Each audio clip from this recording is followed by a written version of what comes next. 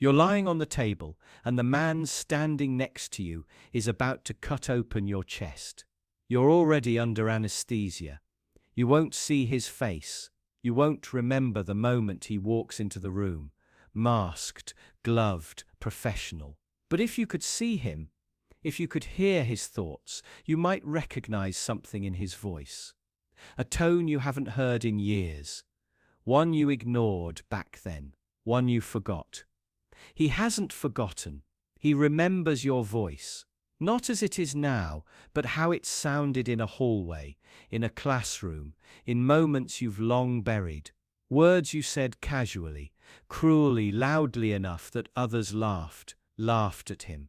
You didn't know what it meant. Maybe you still don't. Maybe it was just a joke to you. A way to pass time, a way to feel bigger when you felt small. But to him, it was something else. It wasn't just a moment.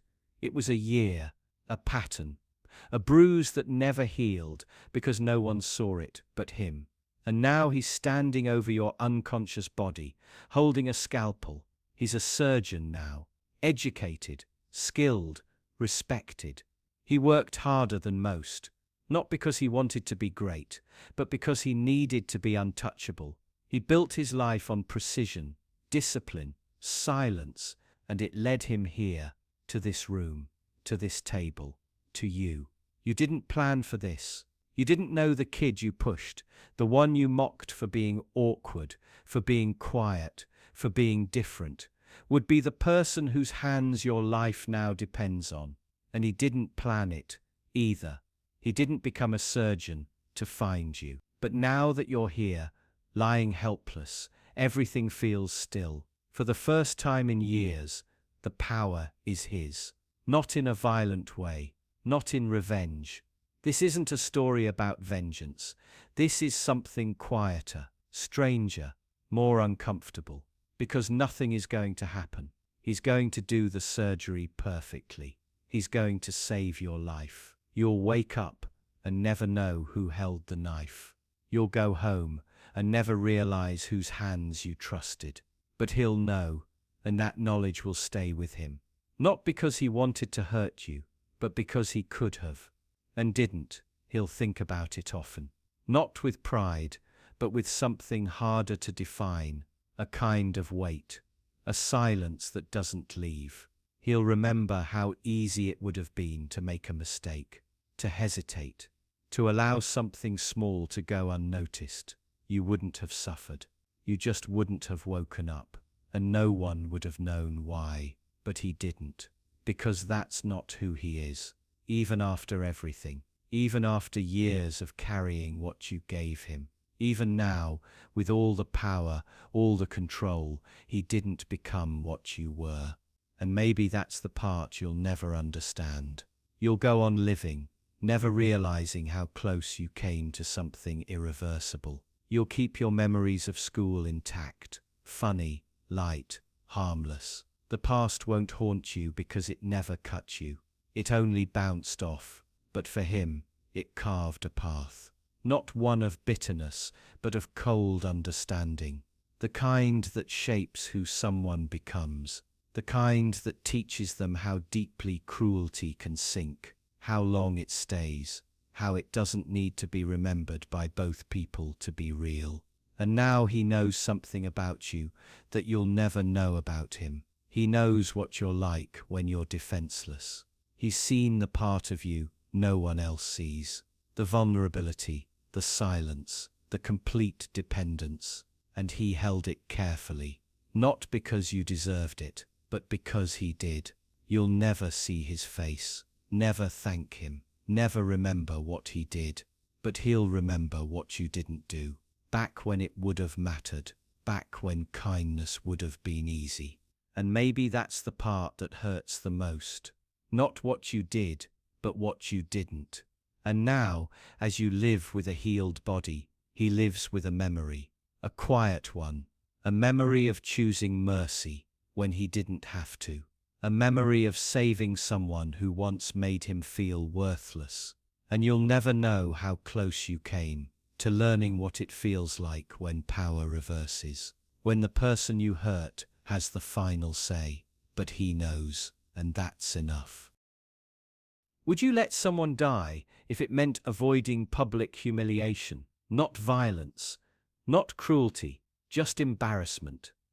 A moment of exposure, a loss of image. That's all it would take. And it happens more often than you'd like to admit. You hear a scream, a crash, a cry for help. You feel your body freeze.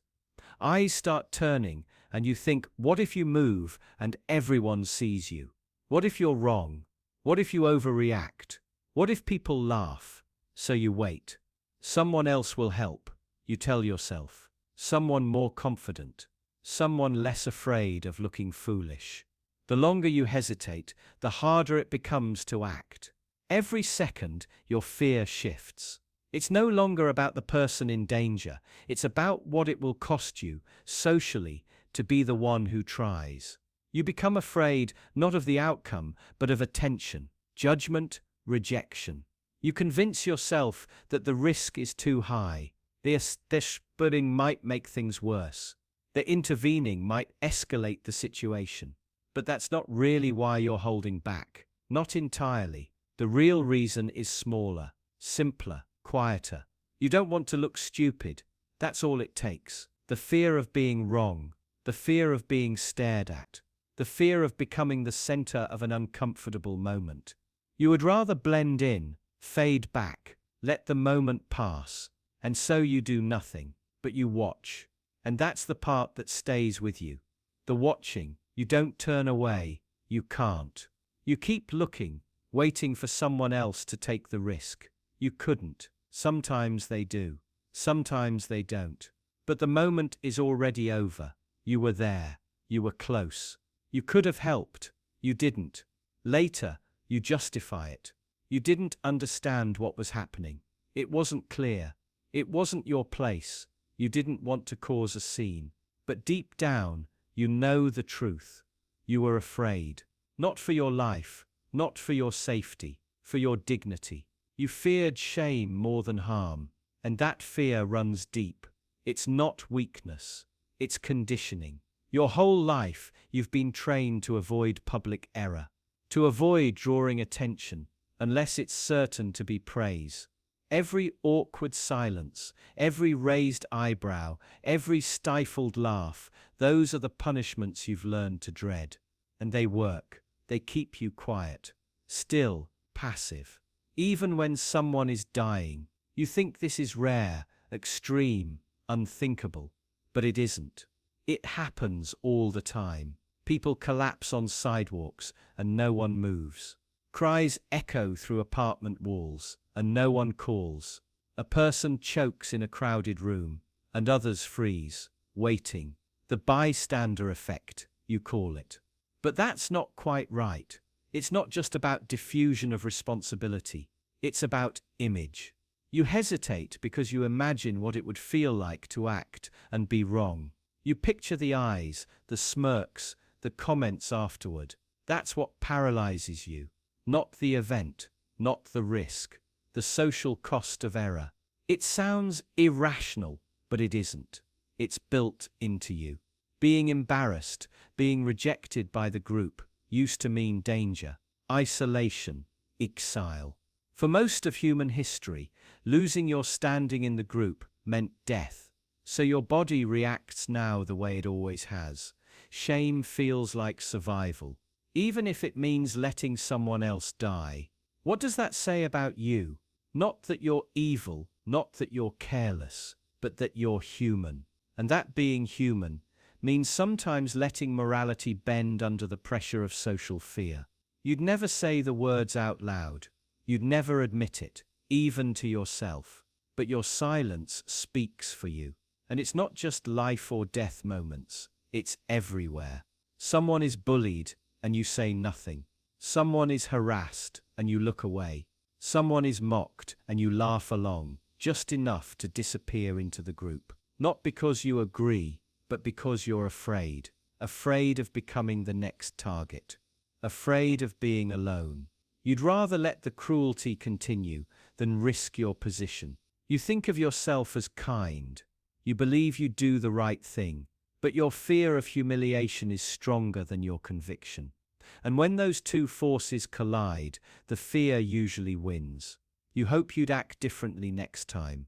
You hope you'd be brave. But that hope is fragile because you still carry the same fear. You still dread the spotlight. You still flinch at the idea of making a scene. And if someone were to ask you directly, would you really let someone die to avoid embarrassment? You'd say no. Of course not, but that moment doesn't ask. It doesn't wait for permission. It arrives, sudden and messy. And you either act or you watch. And if you've ever watched, you know how long that moment lingers. How the silence stretches long after the sound is gone. You remember the way your heart pounded, the way your limbs felt heavy, the way your voice never came. You remember who you were in that moment. And you wonder when it happens again, if you'll be any different, or if, once again, fear will be louder than conscience. Shame will be stronger than compassion, and you'll stay still, watching, waiting, choosing comfort over courage. Because maybe when it truly comes down to it, you'd rather watch someone die than be seen as wrong. What if the only reason you think you're good is because no one has ever made you prove it? Not tested like a school exam, but tested like a moment you didn't see coming.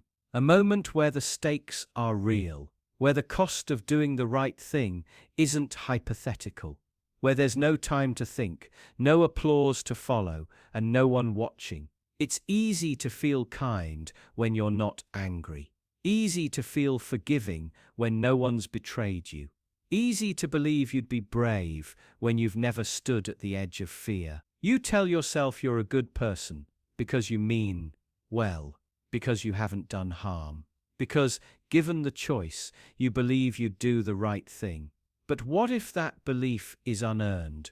What if goodness, real goodness, only emerges under pressure? Only when you're cornered, when the choice costs you everything. There's a difference between being harmless and being good. Harmless means you've never hurt anyone. Good means you could have, but didn't. Harmless means you've never lied in a desperate moment. Good means you've had every reason to lie and told the truth anyway. You've likely never stolen anything serious, but what if you were starving? What if your child was starving? Would your principles hold? Or would you rewrite your morality in real time, convincing yourself this was different, special, justified? You imagine yourself standing up to injustice. You see yourself intervening when someone's in danger. But how many times have you walked away quietly, justifying your silence with discomfort or safety?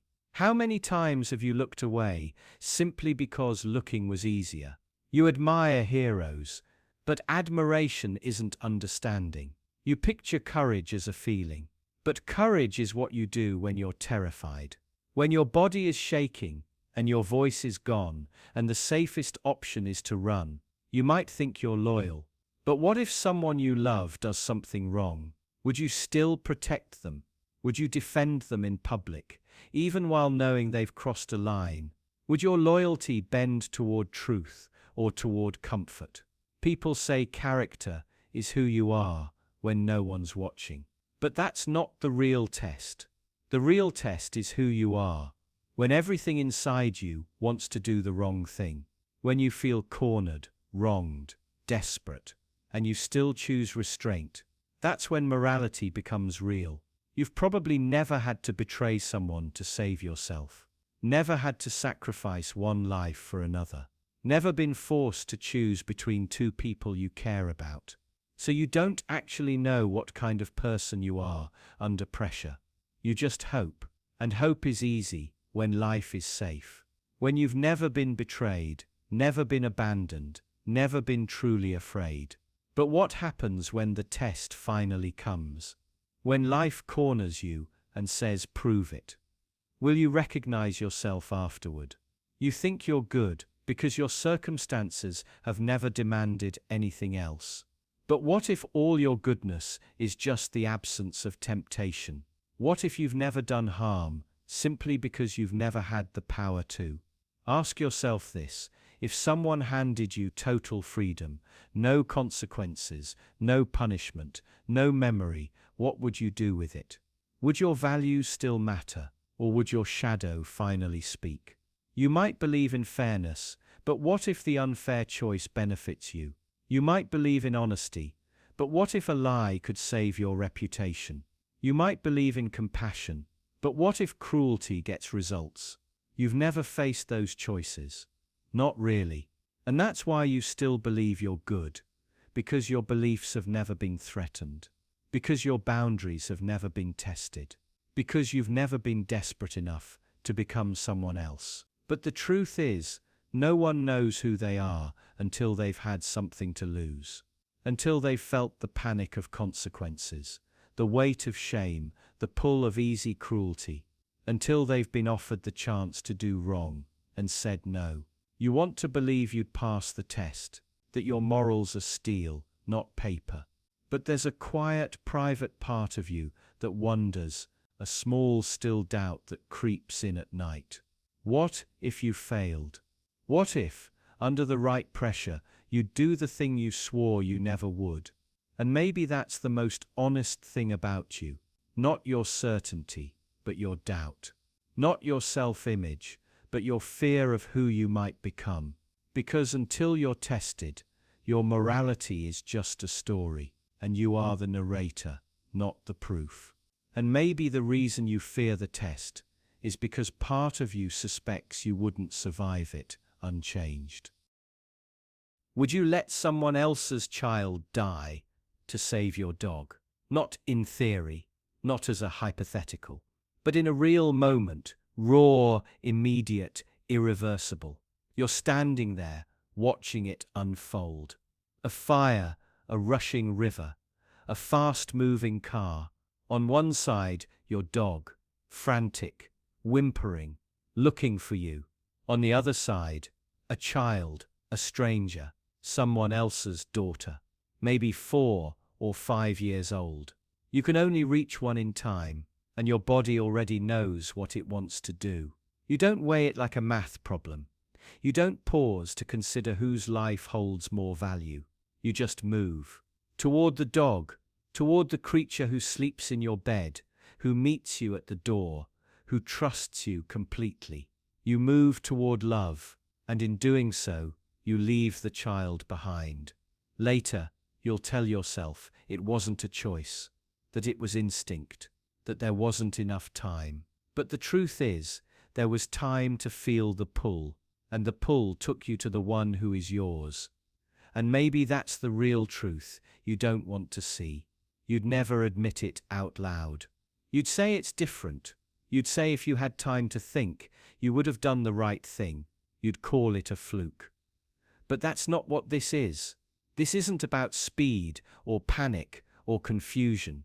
It's about something deeper, something uglier. You didn't choose based on value. You chose based on bond. And in doing that, you exposed something about yourself. That morality for you is conditional. It only works when the stakes are abstract, when the people involved are distant, when the losses aren't personal. But as soon as it becomes real, when love is on one side and principle is on the other, you break.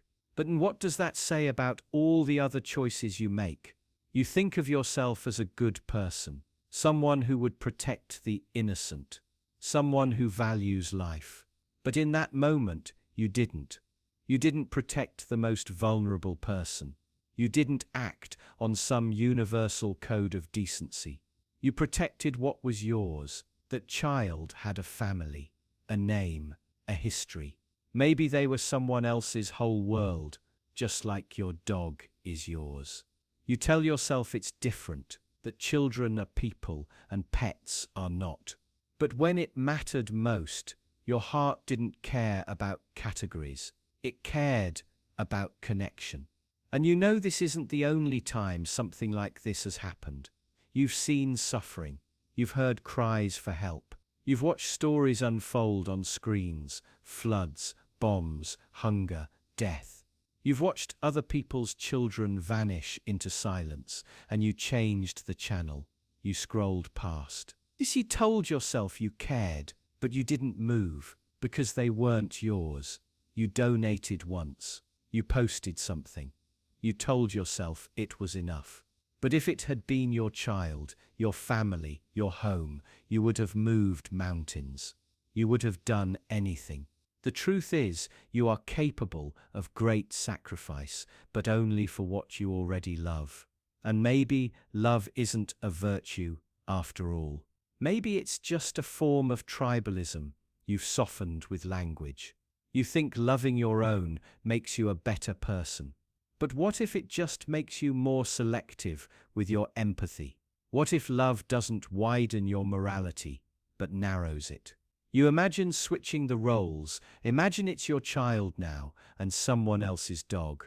You picture the horror, the rage, the feeling that something sacred has been violated, that no decent person would ever make that choice. But what if they did? What if their love felt just as deep, just as real? What if they couldn't help but run toward it? Would you still think of them as evil? Or would you finally understand that morality isn't something we carry with us, fixed and firm? It's something that bends under the weight of love. And now the question cuts even deeper. If you know you'd choose your pet over someone else's child, what does that mean for every other moral decision you've made? How many times have you stood at some invisible fork in the road and chosen what felt personal, comforting, familiar? How many strangers have suffered so you could stay close to what you love? Maybe it wasn't as visible as fire or drowning. Maybe it looked like ignoring an injustice, turning away from a crisis, choosing silence when your voice might have helped. You tell yourself it wasn't your fault, that you couldn't do anything, but underneath, there's a quieter truth. You didn't want to try, because trying meant discomfort, sacrifice, loss and love. Love makes us selfish. We protect what's ours, not what's right. And the more deeply we love, the less room we have for anything outside of it. We call it loyalty. We call it devotion. But sometimes it's just moral blindness. So maybe the question isn't whether you'd save your dog over someone else's child. Maybe the question is, how many times have you already done it? And how many more times will you pretend you haven't? Would you trust a memory that makes you feel happy if you knew it was false? It doesn't seem like a question that needs asking. Of course you would. If it feels good, it must be true. If it lifts you out of pain, brings you warmth, restores your sense of meaning, why wouldn't you believe it? But slowly, over time, you notice something. That moment you remember so vividly, the one where everything felt right, where you felt safe, seen, whole, something about it shifts. You remember the colors more clearly than the faces. You remember the feeling more than the facts. And when you compare the memory to photographs, to stories others tell, something doesn't match. You were never there at sunset. That person wasn't wearing red. You were crying that day, not laughing. And yet, the happiness remains. The more you revisit it, the more certain you become, not about what happened, but about how it made you feel. The memory becomes a kind of refuge, a story you tell yourself when reality becomes too sharp. But slowly, the story stops being accurate. It becomes smoother, simpler, warmer. You don't do it on purpose. It just happens. Your mind edits without asking. That's the strange thing about joy. We assume it clarifies that the best moments in our lives are the most precise. But in reality, the opposite is often true. The more joy a memory gives you, the more likely it is to be distorted. Because memory isn't built to store happiness, it's built to protect it. And protection requires compromise. Your brain doesn't file away exact data. It records fragments, impressions, scattered emotional traces. And when you retrieve them, it doesn't play a video. It recreates, guesses, colors in the blanks. Each time, slightly differently. Each time, more beautifully. Until eventually, the moment you remember is no longer the one you lived. It's something else. And the more comfort it brings you, the more likely you are to reinforce it, to repeat it, to cherish it. You tell others the story. You tell yourself the story. And slowly, quietly, it becomes truer in feeling than in fact, which makes it almost impossible to question. Because why would you challenge something that feels like home? Here's where the discomfort begins. If our happiest memories are the least reliable, what does that say about the identity we build around them? What does it mean if the moment you think of when you say, "I was loved," or "I was proud," or "I was safe," didn't happen the way you remember? Maybe it's close, maybe it's mostly true, but mostly true is still partly false, and your entire emotional world is built around it. You start to wonder how many of your good memories have softened themselves into fiction. That childhood laugh you think about when you're lonely. Was it really laughter, or were you trying not to cry?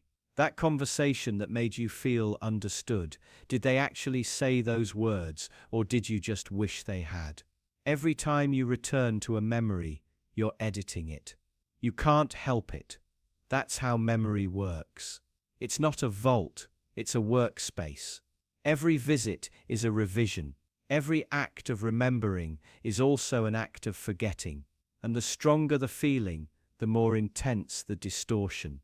So now you're left with a strange realization. The best moments of your life might be the least real. The more deeply a memory comforts you, the less certain you can be that it happened as you recall. And this isn't about lying. It's not about delusion. It's about survival. Your brain wants to keep you stable, and stability often requires fiction. Not dramatic, obvious fiction. Subtle, invisible fiction. The kind that goes unnoticed. The kind that feels like truth. Maybe you're fine with that. Maybe the feeling is enough. But if that's true, if the feeling is all that matters, then what's to stop you from believing anything that brings you peace? How much of your life is already based on soft falsehoods? How many of your beliefs, your stories, your self-concept depend on memories you can't trust? You start to feel a quiet unease. You thought your memories made you who you are. You thought your past shaped your present. But if your most cherished memories are wrong, what part of you is real? You could try to rebuild, find the facts, seek out what actually happened. But what if that makes things worse? What if the truth is colder, harder, lonelier than the version you carry now? Or would you choose the comfort of distortion? Would you cling to the illusion, knowing it's what makes you feel whole? Because once you ask the question, once you really look, you can't unsee it. You can't unfeel the shift. The warmth becomes suspicious. The joy becomes fragile. And you begin to doubt the very foundation of your emotional life. You're not even sure anymore if what you remember matters. What matters is that you believe it. And that's what terrifies you most. What would happen if your mirror told the truth? Not the obvious truth. Not your weight or your skin or the flaws you already know are there. But the other truth, the one you avoid, the one that's easier to hide from, the one you've taught yourself not to see. What would happen if your reflection stared back with everything you pretend not to be? Because every morning you look into the mirror and rehearse who you are. Not for anyone else, for yourself. You tighten your jaw a little. You soften your eyes. You adjust the angle of your mouth until it feels like the right kind of neutral. Not too harsh, not too fake. Just enough to convince yourself this is still you. And maybe it is. but maybe it isn't. Because mirrors don't just reflect faces, they reflect stories. They repeat the version of you that you've decided to believe. They play it back like a loop until it stops feeling like a decision and starts feeling like the truth. But somewhere, just beneath the surface, you know what you're doing. You know you're lying to it. Every day, quietly, automatically. Not all lies are grand. Some are microscopic, constant. You don't say, "I'm happy," but you avoid saying, "I'm not." You don't say, "I'm safe," but you refuse to admit you're scared. You pretend you're over it, that it doesn't hurt, that it didn't matter. And the mirror listens. It never interrupts. It never questions you. That's why it's so easy to lie to. You tell yourself these lies are harmless, that they're just for today, that tomorrow you'll be stronger, more honest, more willing to face what's real. But then tomorrow becomes another mirror, another small adjustment, another half-truth told to keep everything stable. You don't lie to your mirror because you're vain. You lie because you're fragile, because part of you is always trying not to break, and because the mirror is the only place where you can rehearse the version of yourself that still works. It's not that you hate who you are. It's that you're afraid of what you might find if you stopped pretending. You're afraid of looking too long, too closely, and seeing someone unfamiliar staring back. Someone who failed, someone who's ashamed, someone who's tired in a way they don't talk about. And the fear isn't just that this person exists. It's that they've always been there, quietly watching, just beneath the version you present. And you've spent so long maintaining that version that now you don't know how to let go of it. Sometimes you wonder how much of your identity is built on avoidance. How many decisions you've made just to keep from seeing something too clearly. How many masks you've put on, not to deceive others, but to protect yourself from what you might feel without them. You tell the mirror you're fine, that you've moved on, that you don't care anymore. But you say it with your mouth, not your eyes. And deep down, you know what the difference feels like. You know what it means when the mirror agrees with your mouth and ignores your eyes. Because the mirror isn't neutral. It adapts to your lies. It reshapes your image to fit the story you want to believe. And if you do it long enough, the line between pretense and truth begins to dissolve. You forget what's real. You start to believe your own script. But then, once in a while, you catch it off guard. A glance when you weren't trying. A moment when the performance slips. And you see something raw, unfiltered. A flash of grief. A flicker of doubt. A glimpse of the self you don't talk about. The self who's been waiting for you to look long enough to notice. It doesn't last. You correct it. You adjust your face. You blink, and the image resets. But the moment leaves a mark, not a scar, a question, one that lingers quietly in the background. If you lie to your mirror every day, who exactly are you being honest with? Maybe it's easier to lie to the mirror than to confront what the truth would mean, because the truth demands something.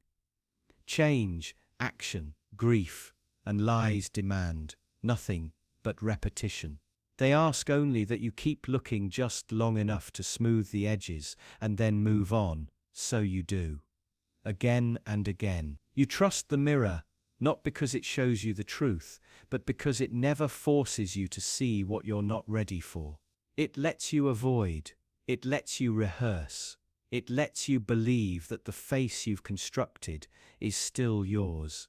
And maybe it is. Or maybe the real face, the real you, has been waiting behind the glass this whole time, waiting for you to stop adjusting, waiting for you to look long enough to see what's really there, and waiting for the moment you finally realize that the person you lie to most is the only one who's always watching. Would you kill someone if asked politely? Not threatened, not coerced, just asked gently, respectfully, as if it were a favor, You want to say no. You want to believe your sense of right and wrong is strong enough to resist a calm voice and a polite request. But how often do you act based not on your own values, but on the tone someone uses with you? We like to think that evil comes wearing a mask, loud, obvious, hostile. But what if it's soft-spoken, courteous? What if it sounds reasonable, measured, even kind? In 1961, a man in a lab coat asked strangers to administer what they believed were painful, even lethal electric shocks to another person. He spoke gently. He never raised his voice. He simply told them it was necessary for the experiment. Most obeyed. They hesitated, winced, trembled, but they obeyed. You've heard this before, maybe, but not as something that could happen to you. Only as something that happened to people. As if they were different, weaker, more naive. But they weren't. They were ordinary, thoughtful. Some even protested. But the authority was polite, and the setting was structured, and the requests at first were small. Incremental.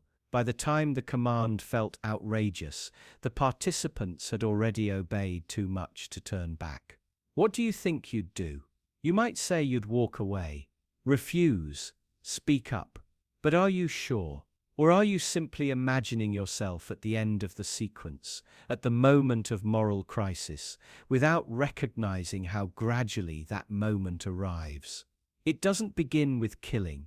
It begins with cooperation, with listening, with not wanting to seem rude, with not wanting to be the one who makes things uncomfortable.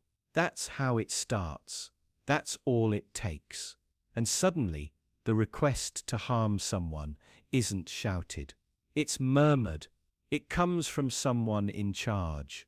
Someone who thanks you for your help, who reminds you they wouldn't ask if it weren't important. And so you obey, not because you want to, not because you believe it's right, but because you've been taught that politeness is virtue, that obedience is virtue. That saying no is wrong, rude, ungrateful.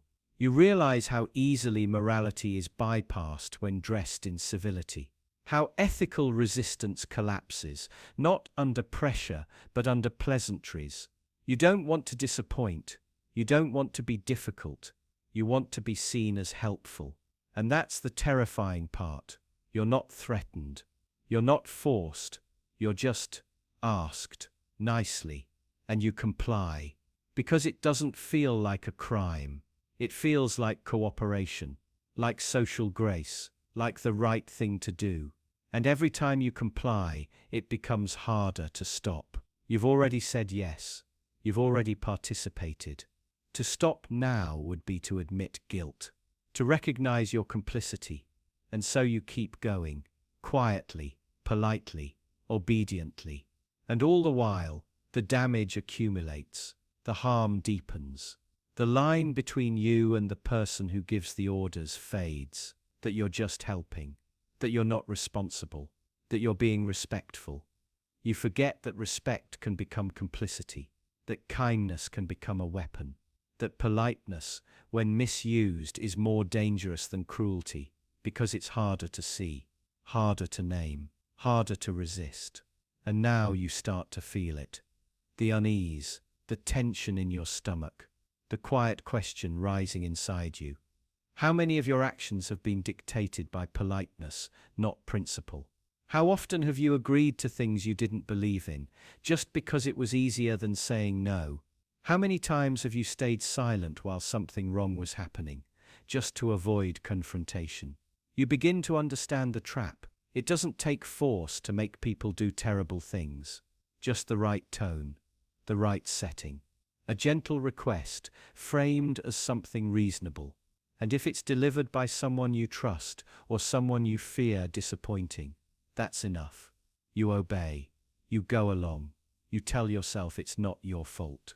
But deep down, you know the most dangerous commands aren't shouted. They're whispered, politely, with a smile. And that's why this isn't just about what others could make you do. It's about what you've already done. The moments you looked away, nodded along, stayed quiet, complied because it was easier, because it felt polite. And maybe that's the most unsettling truth of all, that the thing that would make you kill is simply being asked in the right voice. What if hurting someone felt good, not just satisfying, but rewarding in a chemical, neurological way? Not abstractly, not metaphorically, not as a twisted idea, but physically deep in your brain, in the same place where it rewards you for food, for sex, for winning. What if cruelty, when aimed at the right person, gave you a small, invisible rush of pleasure? It wouldn't happen with everyone. Only with the ones who threaten something inside you. Someone who challenges your beliefs, contradicts your worldview, makes you feel exposed or stupid or wrong. Someone who makes you doubt yourself, even for a moment. Your brain marks them as a threat. And once that switch flips, hurting them doesn't just feel justified, it feels good. Maybe not openly. You don't hit them, you don't scream, but you say something sharp, dismissive, cold. You twist their words. You humiliate them, even just a little. Maybe in front of others, maybe only in your mind. And afterward, you feel it. A flicker of satisfaction, a small pulse of relief. You've restored the balance. You've won. You tell yourself it's about truth, about defending what's right. But deep down, something simpler is happening. Your identity feels safer now. Your beliefs are intact. The other person's humiliation becomes your reward, and you don't think of it as violence. You don't even recognize it as cruelty. It feels like self-defense, like setting the record straight, like standing your ground. But your brain doesn't care about your justifications. It only knows the reward loop has been completed. The more you do it, the easier it becomes. The lines blur. Disagreement starts to feel like danger. Correction feels like attack. And retaliation begins to feel like truth. You lose the ability to distinguish conviction from aggression. Every challenge feels like an insult. Every insult justifies a response. And the more vicious your response, the more affirmed you feel. You notice this happening in others before you notice it in yourself. Online, in debates, in politics. People destroying each other with smug certainty, each believing they're defending something sacred. But underneath the outrage, there's pleasure, there's pride, there's the addictive reward of domination. And when someone does it to you, you feel it too, how powerless it makes you, how exposed, how desperate you become to strike back. Even if you're unsure, even if you're wrong, your body doesn't want truth. It wants restoration. It wants revenge. Eventually, argument stops being about finding answers. It becomes a contest of emotional survival. The goal isn't clarity, it's control. Not understanding, but dominance. And the longer you live in that space, the harder it becomes to recognize what you've lost. Your capacity for self-doubt erodes. Humility becomes weakness. Curiosity feels dangerous. Because in this new system, every question is a threat. Every concession is a defeat. So you stop listening. You stop asking. You armor yourself with certainty. And the world around you becomes smaller, simpler, angrier. The tragedy is, it doesn't feel like a descent. It feels like strength, confidence, clarity. You feel righteous. You feel awake. But you're not awake. You're addicted. Addicted to the pleasure of moral combat. Addicted to the feeling of being right, not the process of becoming right. And what starts in debate seeps into everything else. Relationships, work, family. Every disagreement starts to carry the same weight. Every opposing view feels like betrayal. And without realizing it, you begin to reshape your world, not around truth, but around safety. Psychological safety. emotional safety, ego safety. You surround yourself with people who agree, who validate, who confirm. And when someone disagrees, even gently, you feel it again, that flicker of pain, of fear, of threat, and the temptation returns. Say something sharp, shut them down, win. This is the hidden cost of identity. When your ideas become who you are, disagreement becomes injury, and injury demands defense. But the brain isn't built to defend ideas, it's built to defend survival. So it fights, and punishes, and rewards, and slowly, painfully, your sense of reality starts to drift, not all at once, just enough. You stop asking if you're right. You only ask who agrees. You stop wondering what's true. You only wonder what feels good to believe.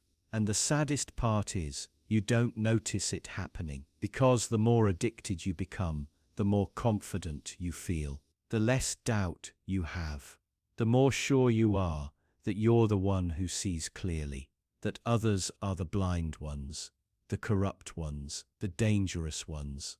Until one day you realize something's gone quiet inside you. The part that used to wonder, the part that used to question, the part that used to care about being wrong. It's still there, but it's quieter now. Scared, maybe, starved. And what's left is a hollow kind of certainty. Fast, sharp, unthinking, a reflex, a habit, a need, because your brain still rewards you. Every time you crush someone who disagrees, it feeds you, even now, even if you know, especially if you don't. What if I told you that you don't actually want them to change? That the person you resent, the one who humiliated you, hurt you, betrayed you, could come to you tomorrow, full of regret, and it still wouldn't feel like enough. They could apologize, they could break down crying, they could explain everything, admit everything, beg for forgiveness. But something inside you would still feel tight, unsatisfied, unready to let it go, because deep down, part of you doesn't want them to learn. You want them to suffer. You don't want growth or change or peace. You want punishment. You want them to feel what you felt, or worse. And maybe you don't like that truth. Maybe you'd never say it out loud, but that doesn't make it any less real. Even if they became everything you hoped they'd be, even if they finally understood what they did, you'd still have to face the part of yourself that doesn't want understanding, that wants pain. You tell yourself you're waiting for justice, for fairness, for them to realize the damage they caused. But what if that's not it? What if justice isn't what you want? It's just the word you use to make your desire for revenge sound noble. What if you don't want them to see your pain? You want them to feel their own. What if you don't want them to become better people? What if you want them to become miserable people? You imagine scenarios where they fail, where their lives unravel, where they end up alone, rejected, discarded. Not because that makes the world better, but because it makes you feel less powerless. You think about them getting fired, getting exposed, losing something they care about, and you feel it, a small, quiet satisfaction. Not pride, not joy, but relief. Like balance has been restored. You tell yourself it's about closure. But real closure doesn't come from watching someone else collapse. It comes from letting go, and that's the one thing you still refuse to do. Because to let go would mean giving up the story where you're the one who was wronged. It would mean stepping away from the role of the quiet victim and becoming something else, something uncertain, unprotected, unfinished. You'd rather stay angry than feel vulnerable again. You want your anger to matter. You want it to lead somewhere. And suffering, visible, public suffering, feels like proof that your pain was real. But even if they did suffer, even if everything you imagined came true, would it actually fix anything? Would you sleep better? Would your memories stop hurting? Would your trust return?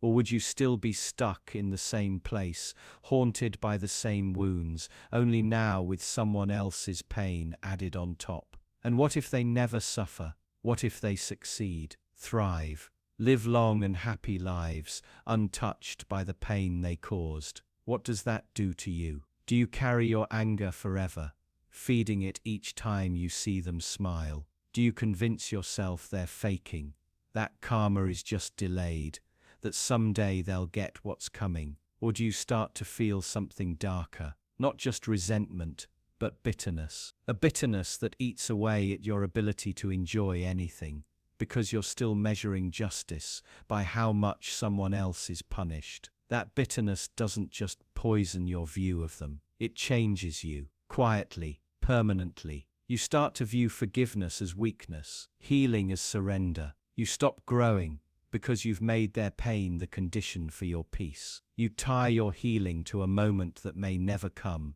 and then wonder why you can't move on. But the most disturbing part isn't the bitterness. It's the realization that even if they could suffer exactly how you imagine, it wouldn't undo what happened. It wouldn't rewind time. It wouldn't unbreak anything. It wouldn't make you whole. And now you see the real trap. The trap isn't that they hurt you. The trap is that part of you became dependent on their suffering to feel okay again. You built your recovery around an outcome you can't control. And in doing so, you gave them power all over again. You made them the condition for your peace, for your healing, for your future. But maybe that's the point. Maybe you're not afraid they won't suffer. Maybe you're afraid they will, and you'll still feel the same. And then what? What do you do when vengeance fails? When punishment leaves you hollow? What do you cling to when the one thing you thought would set you free only proves how stuck you really are? Maybe the real punishment isn't theirs. Maybe it's yours. Quiet, invisible, and endless. The punishment of needing someone else to hurt just so you can stop hurting. And maybe that's what you've known all along. Maybe that's why you never wanted them to learn. Because if they did, you'd be left with nothing but yourself. Have you ever come close to saying it out loud? The whole thing, all of it. Not just pieces. Not just the parts you know are safe to reveal, but the entire truth. Raw, unfiltered, and ugly. Have you ever felt it rise in your throat, pushing upward like something trying to escape? You didn't let it. You paused. You hesitated. And then you swallowed it down, because somewhere deep inside, you knew what it would do. Not to them, to you. People say honesty brings freedom. That telling the truth lifts a weight, breaks a chain, heals a wound. But you know that isn't always true. Some truths aren't weights to be lifted. They're weapons. Telling them doesn't free you. It breaks things, sometimes forever. You've probably told versions of the truth. Ones that preserve the structure of your life, even as they chip away at the edges. Safe truths. Sanitized truths. Ones you've rehearsed just enough to make them sound real. But the full truth, the kind that erases all comfort, all illusion, you've kept that one buried. And maybe that's why it still haunts you. Because it hasn't disappeared. It hasn't gone anywhere. It just sits quietly in the background, waiting for a moment of weakness, a slip, a drink too many, a silence too long. It doesn't need to shout. It knows its chance will come. You tell yourself you're protecting others, that they don't need to know, that it would only hurt them. But is that really true? Or is that the story you tell yourself to avoid the real reason? That you're afraid of what it would reveal about you. That if you said it out loud, you'd never see yourself the same way again. Because some truths don't just change how others see you. They change how you see yourself. They redraw your history, recast your memories, reframe every choice you thought you understood. And once that happens, You can't go back. You can't unknow what you know. There are things you've done, or thought, or wanted. There are moments you've erased from your own story because they don't fit the version of you you've been trying to maintain. Not lies exactly, just omissions, silences, careful rearrangements. You tell yourself everyone does it, that nobody shares everything, that full honesty is a myth, a fantasy. But if that's true, why does it still bother you? Why does the truth you've hidden feel like a threat, waiting in the shadows, ready to destroy everything you've built? Because maybe you know something most people try not to admit, that we aren't made to handle full transparency. That relationships, real ones, are built not just on what we share, but on what we don't. On the mutual agreement to let certain things remain unspoken, not because they're unimportant, but because they're too important, too volatile, too destabilizing. And yet there are moments, fleeting, terrifying moments, when you consider doing it, telling someone everything, just to see what would happen, just to see if you'd still be standing afterward. You imagine their face, their reaction, the silence that would follow. You try to picture the aftermath, and you can't. It's a void, a rupture, a before and an after. So you pull back. You stay quiet. You convince yourself it isn't necessary, that it wouldn't change anything. But the truth is, it would. It would change everything. And that's why you don't say it. But here's the part you never say out loud, not even to yourself. You're not just protecting your life. You're protecting the version of you that people still believe in. The one you've worked so hard to maintain. The one who's flawed, but understandable. Struggling, but good. You know the full truth would make them see something else. Something colder, harder, maybe even unforgivable. And you're not sure you could survive that. You're not sure you could survive being seen clearly. Because when you imagine saying everything, really everything, it isn't just fear you feel, it's shame. A kind that sticks to your skin, a kind you can't scrub off, the kind that doesn't go away even when you're alone. And now you understand something that terrifies you even more than being exposed. That part of you wants to be. Part of you wants the truth to come out, just so you can finally stop pretending, so you can finally stop holding it all in, even if it destroys everything, even if it means losing everyone. But you won't, because once the truth is out, you can't take it back. You can't soften it, reword it, clean it up, and you'll have to live with what it does, not just to them, but to you. You'll look at yourself differently. You'll hear your own voice differently. Even your memories will sound unfamiliar. And in that new silence, the one that comes after honesty, you might feel something worse than guilt. You might feel emptiness, because the lie, for all its weight, gave you something. It gave you safety, distance, time. But the truth takes all that away. And if you ever said it, really said it, you know you'd never forgive yourself. What if you're only sane because everyone around you is just as deluded? Not smarter, not more grounded, just synchronized.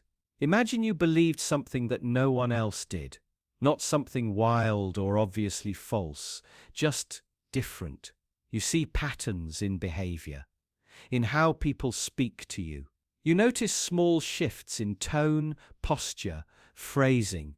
You hear a certain rhythm in how events unfold, almost like they're being orchestrated. Not overtly, not aggressively, but subtly, like a hand barely touching the wheel. You mention it to someone. They smile politely.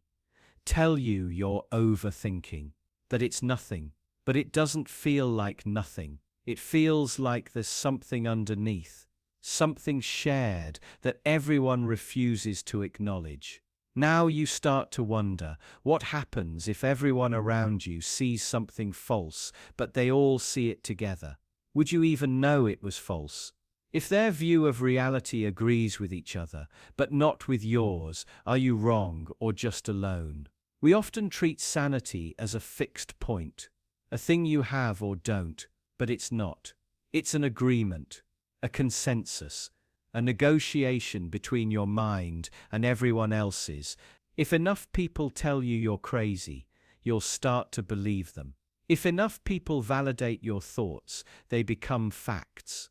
So where is the line? Consider how children learn what's real. They look to adults for clues. They mimic speech, copy behaviors. If you told a child that clocks ran backward and everyone around reinforced that belief, the child would believe it completely. They'd grow up thinking your version of time was real. They'd argue it with confidence, and you'd call them sane. So what about you? Your sense of normality? How much of it is just inherited? How much of it is rehearsed performance?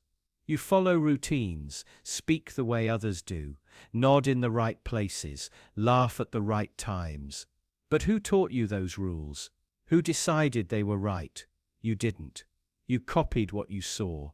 You calibrated yourself to fit. And in doing so, you stopped noticing how much of your life is built on things you never chose. Now imagine stepping outside that system. Imagine saying something true that nobody else believes. Not because it's irrational, but because it breaks the script. You say it anyway. Watch the expressions shift. People grow uncomfortable, dismissive. You feel the tension rise, not because you're wrong, but because you violated the agreement. You said something that wasn't allowed, not forbidden by law, but by unspoken consensus. You feel the distance immediately. It's not just social, it's existential. You're suddenly apart from everyone, floating, unmoored, and then the thought comes, maybe I'm the problem. Not because your idea lacks evidence, but because no one else is willing to say it out loud. And so you retreat, you soften your words, you start saying things you don't quite believe, just to feel the warmth of belonging again. You let yourself be pulled back into the script, not because it makes sense, but because it's safer. But something inside you remembers that moment of clarity, that discomfort, that glimpse of something beyond consensus. And now you're stuck between two realities, the one everyone agrees on and the one you briefly saw alone. This is where it gets harder, because now you can't fully believe either one. You don't trust the collective version anymore. It feels too convenient, too polished. But you don't trust your own version either. It feels isolated, dangerous, fragile. You're caught in the space between unable to rejoin the group fully, unable to walk away completely. And this is where the real unraveling begins. Because now every belief feels suspect. Every certainty feels hollow. You hear people speak with confidence, and all you can think is, they don't know. Not because you're smarter, but because you've seen how easily belief becomes obedience. How often people mistake repetition for truth. You start to notice the rules again, the little scripts people follow, the phrases they repeat, the opinions they share as if they invented them. And it all begins to feel artificial, like a stage play no one realizes they're in. And then you realize something darker, that your sense of sanity, your sense of self, depends on maintaining this performance. If you stop playing your part, if you stop believing what you're supposed to believe, the structure begins to crack. People pull away. You lose things. Relationships, opportunities, comfort. Sanity has a price, and the price is compliance. So the question becomes, do you want to be sane, or do you want to be free? Because you can't always be both. You can believe what's real to you, but you may have to do it alone. You can speak truths that no one else sees, but you'll be labeled unstable. And maybe, at some point, even you will start to believe that. Because when everyone agrees on a lie, the lie becomes reality. and the person who sees through it becomes the problem. So maybe you are sane. Maybe you've always been sane. But if no one else agrees with you, how would you ever know? Would you care less if the person suffering in front of you was speaking in a language you didn't understand? You want to believe the answer is no. You want to believe that pain is universal, that empathy crosses all boundaries. But it doesn't. Not really. Not when it matters. Think about a video you've seen. A disaster somewhere far away. Maybe it showed people crying, screaming, reaching out. But they weren't speaking your language. Their words didn't land. Their fear sounded different. Their voices were unfamiliar, almost foreign in the deepest sense of the word. And even if you felt something, it faded quickly. The weight of their pain never fully reached you. Now imagine that same scene, but the voices are familiar. The words are in your language. The cries carry meaning, not just sound. Suddenly it hits harder. You can't look away as easily. Their suffering feels real, understandable, close. You didn't choose to feel that difference, but it was there, and that's the problem. We don't empathize with pain. We empathize with recognition, with similarity, with the illusion that the other person is just like us. And when that illusion breaks, when language, culture, or distance makes someone feel too different, our empathy thins out, quietly, automatically, almost invisibly. You might say it's about context, about comprehension, about knowing what's really happening. But is it? Or is it that without shared language, suffering feels less human, less urgent, less threatening to your own peace of mind? You'll tell yourself, it's not about language, that you still care, that you'd help if you could. But how often do you really help? How often do you truly stop and absorb what someone is going through when their pain doesn't reach you through familiar words? When their voice sounds like noise? When their grief arrives untranslated? Now imagine someone sitting in front of you, broken, afraid, trying to tell you what they've lost. But their words don't make sense. Their voice is trembling, fast, emotional, but you can't follow it. You just sit there, nodding politely, waiting for it to end. Because you can't connect to what they're saying, only to how uncomfortable it makes you feel. In that moment, empathy doesn't collapse because you're cruel. It collapses because your mind needs language to structure emotion.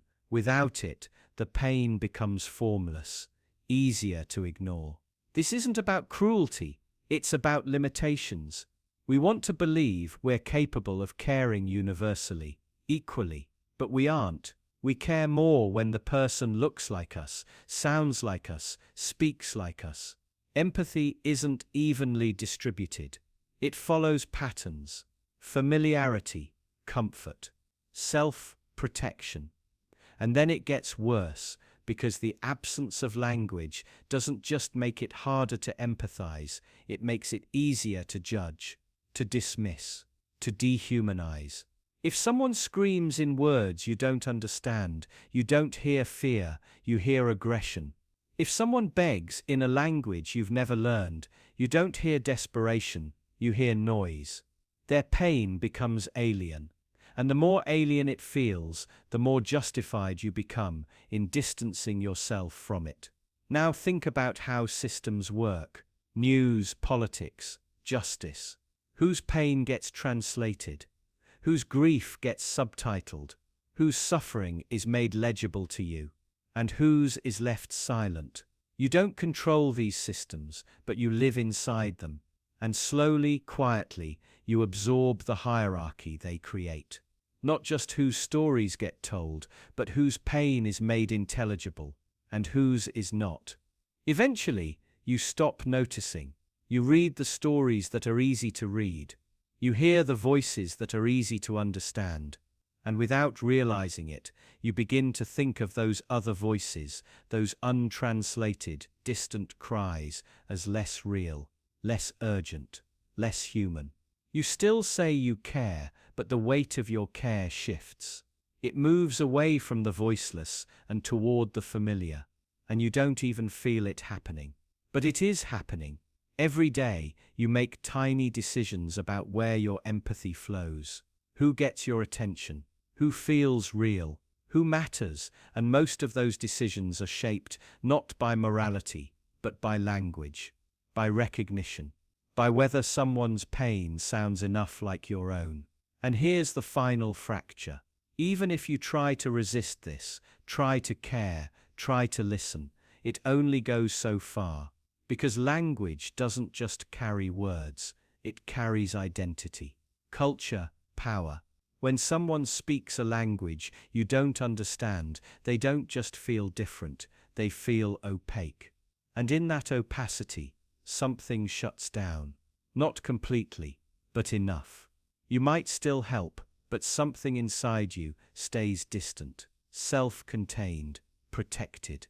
And maybe the most uncomfortable truth is this: you don't stop caring because you're indifferent.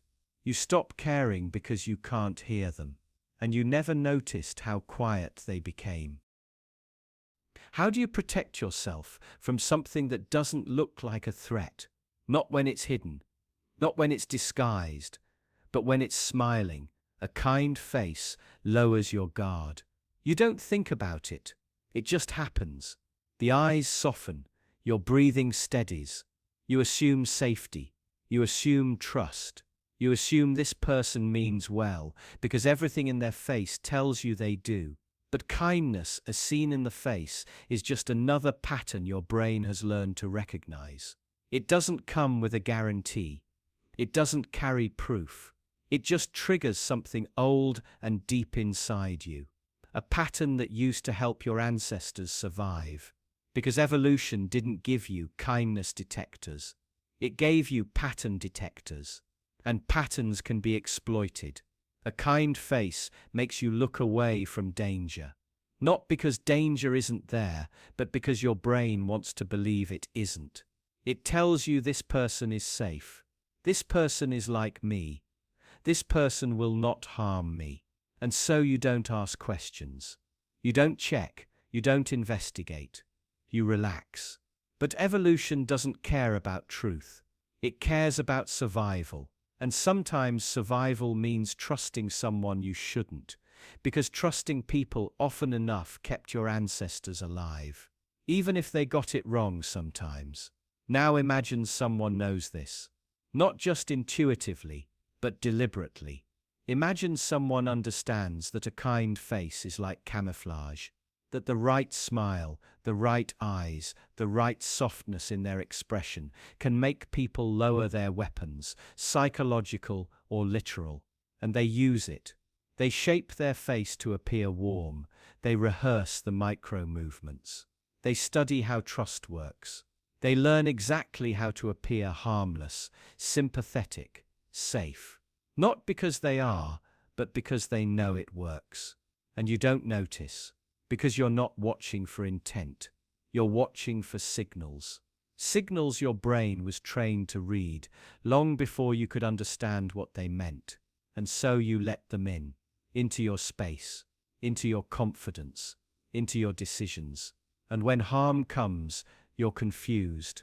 You say things like, "But they seemed so nice. I never would have guessed. They didn't look like the type." As if harm has a type. As if kindness leaves fingerprints, as if predators announce themselves. But they don't. They smile. And the worst part is, you can't stop it. You can't unlearn the instinct. You can train yourself to be more skeptical, more alert, more detached, but the emotional response doesn't go away. The warm feeling still comes. The softening still happens. The trust still flickers to life. Because your mind isn't designed to detect deception. It's designed to find familiarity. And a kind face feels familiar, even when it's attached to something cruel. So you're left with a dilemma. Either trust no one and suffer the cold, lonely cost of suspicion, or continue trusting, knowing you will sometimes be wrong. Knowing you will sometimes welcome harm with open arms, simply because it smiled first. And that's the trap. You can't stop reading faces. You can't stop responding. But you also can't be sure that what you see is real. The smile might mean warmth. The softness in their eyes might be empathy. Or it might be calculation. You'll never know for certain. And perhaps the most unsettling truth is this. The people who do the most damage often don't need to hide behind cruelty. They don't need to intimidate. They don't need to threaten. They just need you to believe they're kind, because kindness disarms you more effectively than fear ever could. And the moment you feel safe, you're already losing. You sure you didn't do it? That's what they keep asking, over and over. Calmly, gently, as if they're trying to help, as if they already know the answer, and they're just waiting for you to realize it too. At first you laugh. It's absurd. You know you didn't. You were home. You remember the night, what you ate, what you watched, what time you went to bed. You even remember texting someone before you fell asleep. It's all there in your mind, solid, real. But then they show you evidence, not much. A camera that caught someone walking near the scene, same height, same build, a blurry image. Could be anyone, but it's enough to plant a seed. Then they mention your car being seen nearby. Not at the exact location, just near. Maybe you forgot you drove that way. Maybe you didn't. They aren't accusing, they say. Just asking questions, just trying to piece it all together. You tell yourself you're fine, you know the truth. But the hours drag on. The questions repeat. Not aggressively, just insistently, slowly. They ask you to go back through your memory again and again and again, until parts of it feel less clear, until you start second-guessing the order of things. They correct you, gently, when you say something different than before. You said earlier you went to bed at 11. Now you're saying it was closer to midnight. You hesitate. Maybe it was. You're not sure anymore. You try to think back, to recall clearly, but it blurs. Time blurs. They notice your hesitation. You notice it too. Then they tell you about the victim, about how they suffered, how scared they must have been, how personal the attack was. They say things like, this wasn't random, this felt like someone who knew them. They don't say your name, but they don't have to. You start dreaming about it. Not the crime, exactly, just flashes. A hallway, blood, a scream. You wake up, shaken, sweating.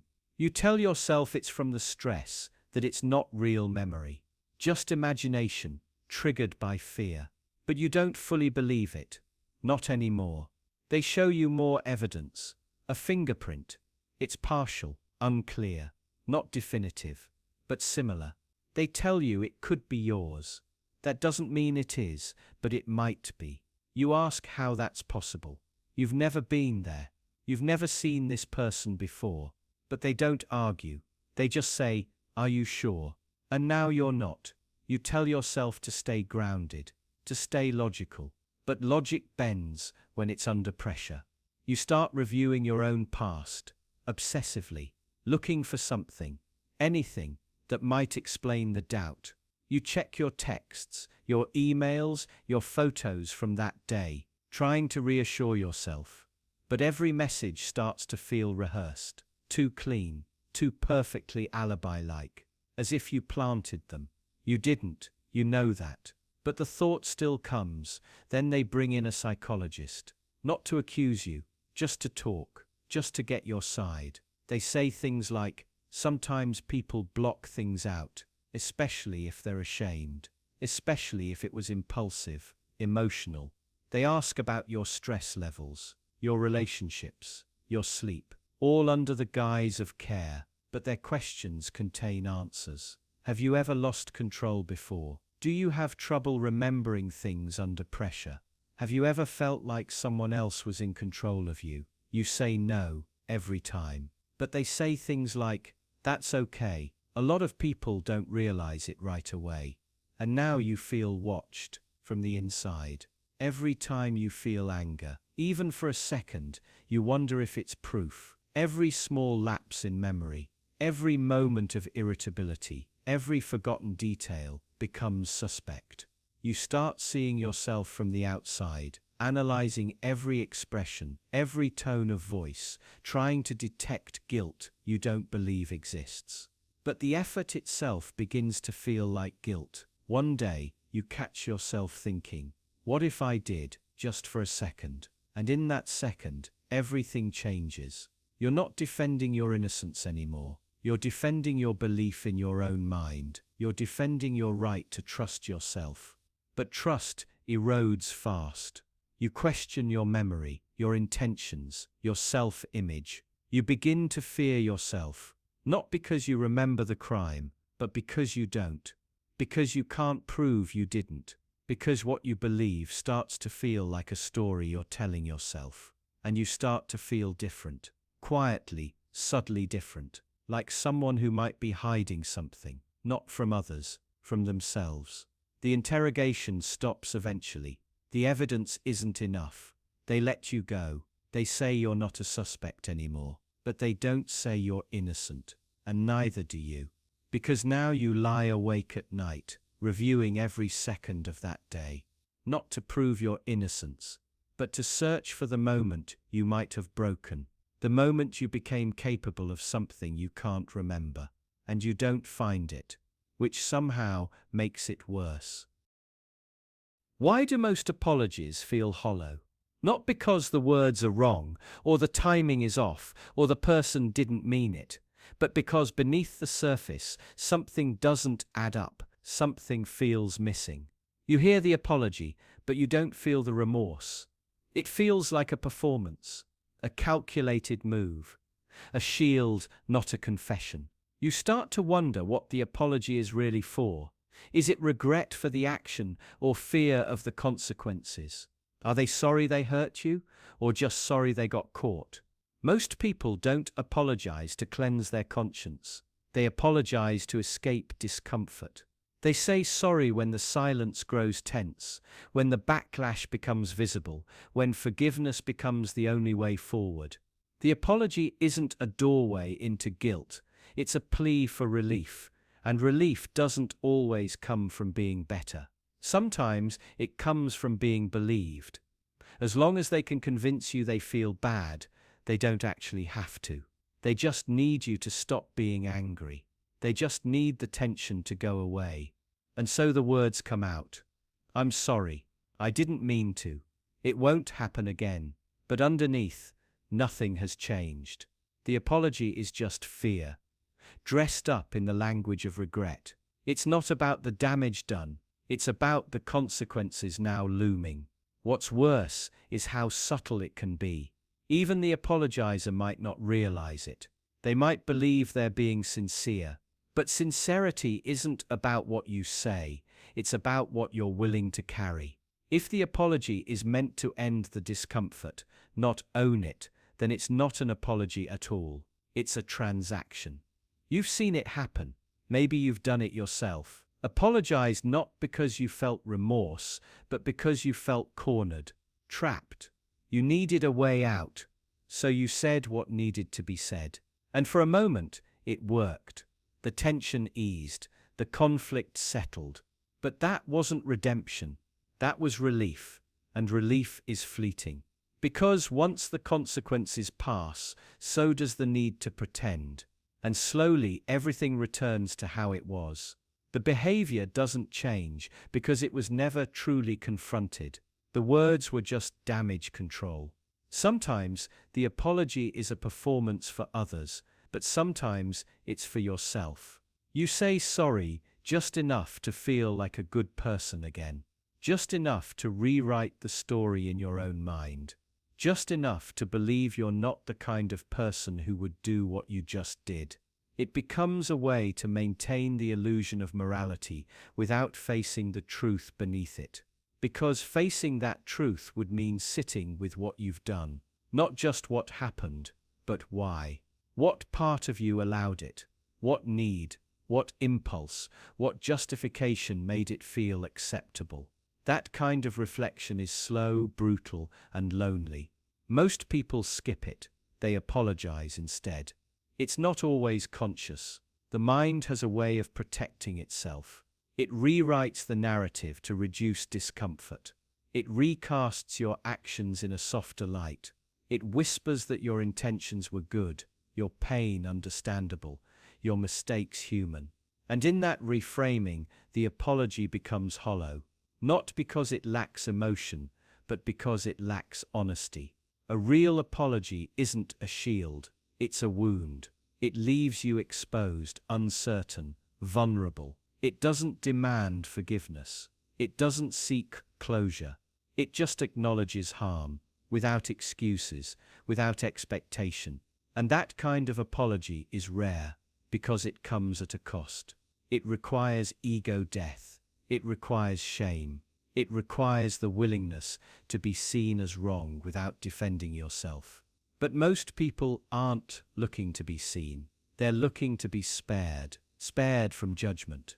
Spared from consequence. Spared from the slow, heavy weight of being accountable. So they apologize. Quickly, quietly, and with just enough emotion to pass. And sometimes you let them. You accept the words. You nod. You move on. But something inside you stays cold. Not because you're unforgiving, but because you can feel what the apology was meant to avoid. And maybe that's what hurts the most. Not the original act, but the cowardice in its aftermath. The avoidance, the denial, the quiet negotiation behind the apology, where the real goal was never to make things right, just to make them go away. And maybe now you're starting to see apologies differently. Not as moral currency, but as psychological strategies. Not as healing acts, but as subtle manipulations. Because when someone is truly sorry, they don't just say it, they carry it, they live it, they let it change them. And when they don't, you can tell, even if they don't know it themselves. You're not afraid of dying, not really. You say you are, but you don't act like it. You live every day surrounded by tiny choices that edge you closer to death, eating things that damage you, staying still for hours, sleeping too little, ignoring pain. You trade away minutes, hours, years. But boredom? You avoid that like it's poison. You'll sit in traffic, stare at your phone. You'll scroll through the same 3 apps again and again. You'll watch videos you don't care about, listen to stories you forget immediately. You'll do anything to keep from feeling it, that hollow, slow ache of nothing happening. When a quiet moment arrives, you don't settle into it. You panic. You reach for stimulation like someone drowning. It doesn't even need to be good. It just needs to be different. Anything to break the stillness. Anything to remind you that you're still inside the flow of something, even if it's shallow and meaningless. But boredom isn't suffering. It isn't pain. It's the absence of noise. And yet you run from it harder than you run from real threats. You'd rather feel overwhelmed than feel nothing. You'd rather be anxious than still, because at least anxiety means something is happening. Something matters. And when something matters, you don't have to think about how little of your life actually does. This is why you stay busy. Not productive. Busy. This is why you check your notifications again, even though you just checked them. Why you open a new tab before you've even finished the first one. Why you fill silence with voices. Always voices, talking, laughing, explaining, anything to drown out your own. Because in boredom, you hear yourself. And that's what you can't stand. Not the quiet, but what leaks in through it. When you're bored, you're left alone with your real thoughts. Not the curated ones. Not the practiced self you show to others. The raw thoughts. The ones that remind you how much of your time is wasted. How much you've lost. How uncertain everything is. When you're bored, you feel the weight of time passing. You feel how much of your life is slipping through your fingers. And you realize you don't know what to do with that knowledge. So you reach for something, anything, to distract from it. That's why you don't just dislike boredom, you fear it. You treat it like death. Because in some ways, it is. Boredom is what you feel when the self you pretend to be falls away. When there's no one to impress, nothing to do, no purpose to perform, just you, just your mind, unmasked and unsettled. And maybe that's why you fill your life with noise, with novelty, with little hits of pleasure. Not because they bring joy, but because they keep you moving, because stillness reveals too much. You say you want peace, but you chase stimulation. You say you value meaning, but you spend hours on things that don't matter. And deep down you know this. You feel the contradiction every day, that ache in your chest after a long session of scrolling, that fog in your mind after a binge of meaningless content. It's not fatigue, it's grief. Grief for all the time you lost, for the life you're supposed to be living, for the parts of yourself you're slowly abandoning. But you keep going, you keep chasing the next thing, you keep treating boredom like a threat. Because it is. Boredom threatens the illusion. It threatens the narrative you use to justify the way you live. It threatens to show you that you are not living the life you want, so you stay distracted. You say you're afraid of death, but your behavior says otherwise. You risk death for convenience. You gamble your health for comfort. You put off the things that matter. You delay the conversations, the changes, the hard decisions. But boredom, you protect yourself from that, like it's lethal. You fill every quiet space. You pad your life with noise. You don't even let yourself think while brushing your teeth, because you know what's waiting in the silence. Regret, longing, awareness, truth, and you'd rather feel overwhelmed than feel that. You've convinced yourself that being busy means you're alive, that stimulation means progress, that speed equals direction, but they don't. You're not moving forward, you're just moving, in circles, faster and faster, until you're too dizzy to see where you are. And if you stopped, really stopped, and let the silence catch up to you, you'd see it. You'd feel how much of your life has been spent running from something you never even named. And here's what's most unsettling. Maybe death isn't the thing you fear at all. Maybe it's the quiet realization that your life isn't full, but merely full of things, that your mind isn't calm, but merely occupied, that your days aren't meaningful, but merely loud. You fear boredom more than death, and you live like it, even now, even here. What if your mind betrays you most when it feels certain? Not when you're unsure, not when you're confused, but when everything inside you feels clear, when you feel right, confident, decisive. That's when the trap is set. Confidence feels like clarity. It feels like truth. You stop questioning, stop checking, stop noticing. You stop seeing anything that contradicts what you've already decided. That's the danger. Not that you might be wrong, but that you won't even realize you should ask. Think about the last time you felt absolutely sure, not just about something small, something meaningful. Maybe it was a judgment about someone's character, a decision you made under pressure, a belief you held for years. You were sure, certain, and then, later, it changed. You realized something, or something changed you, and the confidence you felt before started to look like blindness. But the moment of certainty never warned you. It felt smooth, natural, like knowing instead of guessing. And that's the problem. Your brain doesn't alert you when it's wrong. It just keeps moving, with full conviction. There's a pattern to this. The more confident you are, the more invisible your errors become. You don't just miss clues. You actively filter them out. You dismiss other opinions faster. You judge disagreement as ignorance. You interpret doubt as weakness. And you don't do it maliciously. You do it instinctively.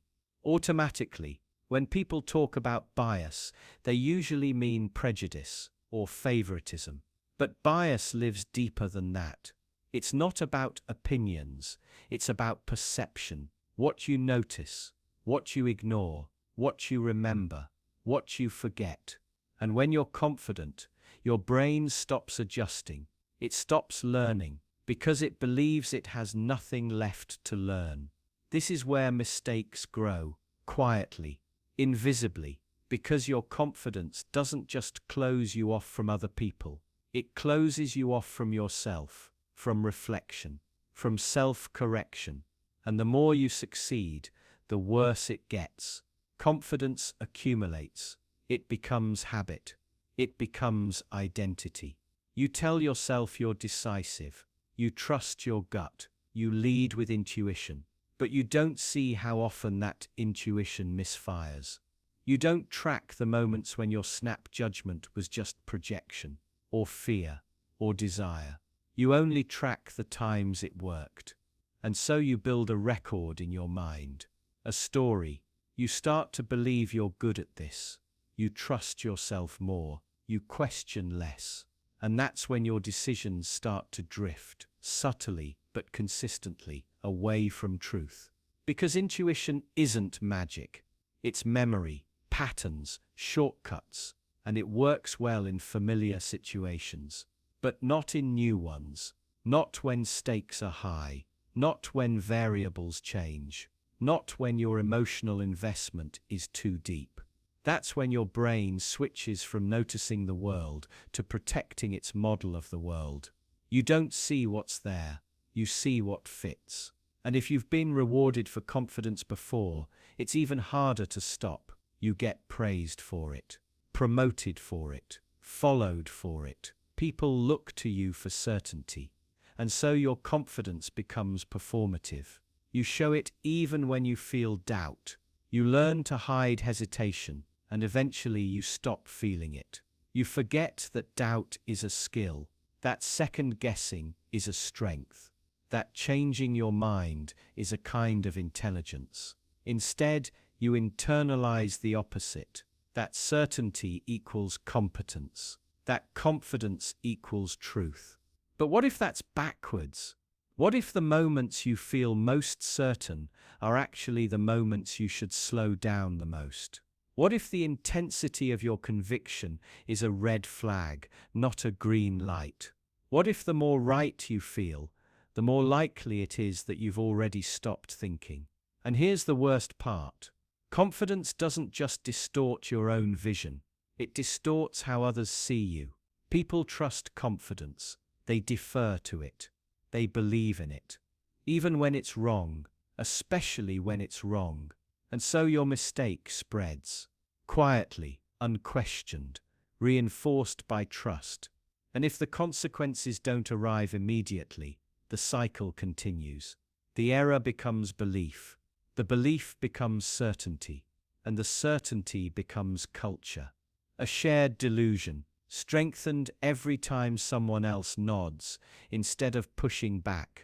And by the time the truth emerges, if it ever does, you're too far in. You don't just have to revise your opinion. You have to undo a piece of yourself, a part of your identity, a reputation, a relationship. And that's painful, that's costly. So you double down instead. You rationalize. You reframe. You look for details that support your belief and ignore the rest. Not because you're dishonest, but because you're scared. Scared to feel foolish. Scared to admit error. Scared to step into the uncertainty you thought you'd outgrown. But confidence without correction isn't strength. It's fragility. It just looks like strength, right up until the moment it breaks. And maybe the most dangerous kind of error isn't the one that looks like a mistake. It's the one that feels like a truth. Especially when you believe it with your whole heart. Do you ever wonder how many of your beliefs are only comforting lies? You tell yourself they're true because they feel true, because they echo something deep inside you, something warm, reassuring, and familiar. You believe you're destined for something more. You believe you see things others don't. You believe you're meant to make a difference. These beliefs don't come from evidence. They come from emotion. They come from the quiet thrill of feeling chosen. You don't ask where they came from. You just feel them. And because they feel special, you assume they must be real. But what if they aren't? What if the feeling of being special is just another defense mechanism, just another story your brain tells to soften the edges of insignificance? Think about the beliefs you hold most tightly, the ones that feel too precious to let go of, the ones that make you feel powerful, important, unique. They tend to be the least questioned, the least examined, not because they're strong, but because they're fragile. You protect them because you need them. You need to feel like your life matters. You need to believe your pain has a purpose, that your suffering is proof of depth, of meaning, of potential. So when someone tells you that the universe has a plan for you, that your soul is different, that your mind works in rare and mysterious ways, you listen. You nod. You let the words sink in and settle. Not because they're convincing, but because they comfort you in exactly the right way. You don't believe them because they're likely. You believe them because they soothe you. And once comfort takes root, logic becomes irrelevant. You stop asking questions. You stop testing assumptions. Instead, you build a life around those soft truths, dressing them in language that sounds like certainty. You say, "I just know." You say, "It feels right." You say, "Deep down, I've always believed it." But what you really mean is, this belief makes me feel like I matter. This belief makes me feel seen. And maybe that's the real reason you hold on to it so tightly. Because without it, what would you be left with? A person like anyone else. No secret knowledge, no grand destiny, no deeper insight into the world. Just another human being, trying to survive the confusion of existence. That idea terrifies you. So you invent stories. Not conscious lies, but subconscious defenses. Subtle distortions of reality that elevate you just enough to stay afloat. You believe your trauma gave you wisdom. You believe your suffering means you're stronger. You believe the people who misunderstand you are simply not evolved enough to see your truth. But is that clarity, or is it ego dressed as insight? The deeper problem is that these beliefs make it harder to see yourself clearly. They become armor, and once you wrap yourself in armor, nothing gets through. You lose the ability to question yourself without collapsing. You lose the ability to admit you might be ordinary, flawed, unsure. And then something worse happens. You start seeking out only the ideas, communities, and experiences that reinforce the belief. You ignore evidence that contradicts it. You avoid people who challenge it. You surround yourself with echoes until the belief feels not just true, but inevitable. And slowly, you lose touch with reality. You begin to mistake comfort for truth. You start treating your feelings as facts. And eventually the belief becomes part of your identity. Not something you believe, but something you are. And when that happens, even gentle challenges feel like personal attacks. Even questions feel like threats. You don't defend the belief anymore. You defend yourself. And in doing so, you trap yourself in a loop. A loop where every comforting belief strengthens your ego, and every challenge to it feels like an existential risk. A loop where being right matters more than being honest. A loop where the need to feel special keeps you blind. And here's the hard part: you may not know you're doing it, because the belief doesn't shout, it whispers. It hides inside the choices you make, the people you trust, the stories you tell yourself when you're alone. It hides in the little rush of superiority you feel when others seem lost or confused or naive. You tell yourself you're different, more aware, more awake. But the more you need to feel special, the more you distort the world to fit that need. And over time, the truth stops mattering altogether. Only the feeling remains. The feeling of being right, of being exceptional, of being chosen for something the rest of the world can't quite understand. And maybe that's the scariest part. Not that the belief is false, but that deep down you've always suspected it might be. You've always felt the quiet doubt, the soft crack beneath the surface. But instead of facing it, you buried it. You told yourself the doubt was fear. The fear was resistance. The resistance was proof that you were on the right path. You created a whole system of meaning to protect yourself from that one possibility, that none of it is real, that you're not special, that you believe what you believe not because it's true, but because it makes you feel safe. And maybe you've always known that. Maybe the real reason you hold on so tightly is because if you let go, you'd have to face the silence underneath. The silence that doesn't praise you, that doesn't validate you, that doesn't make you feel seen. Just the quiet truth you've been avoiding all along, that you are just like everyone else. Would you still cry if your suffering made someone else laugh? There's a moment, brief, almost imperceptible, when something painful becomes funny, not to you, to them. You say something vulnerable, admit something that hurt, and instead of sympathy, you hear laughter. It doesn't have to be cruel. Sometimes it's light, casual, even well-meaning, but it cuts just the same. You pause. You wonder if you've misjudged the moment. Maybe you weren't clear. Maybe they didn't understand. Or maybe they understood exactly and laughed anyway. And in that moment, your pain becomes a story. Something told, something consumed, something useful. You notice how quickly it spreads, how easily it's shared. One person tells another. The details blur. The wound becomes a punchline. You become content.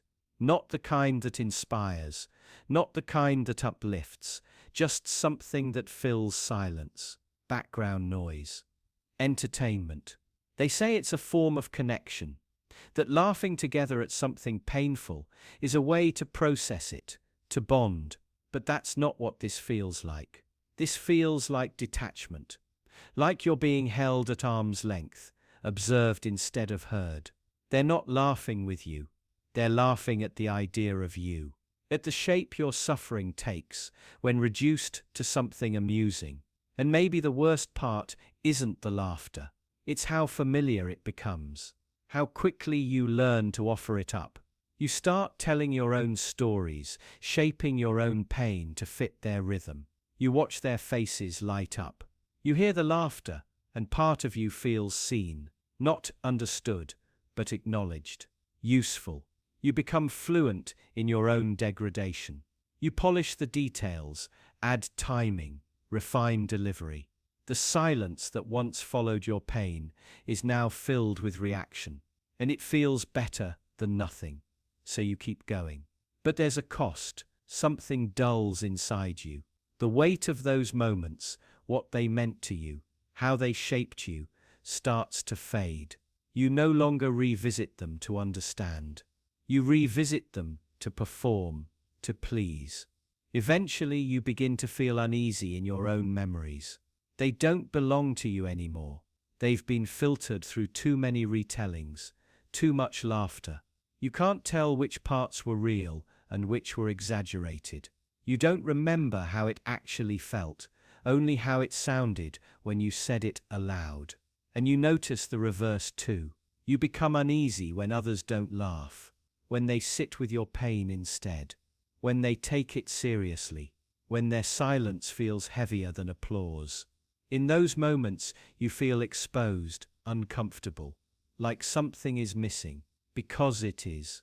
The performance, the routine, the safety of distance. Without it, the pain is just pain, and you're no longer in control of how it's received.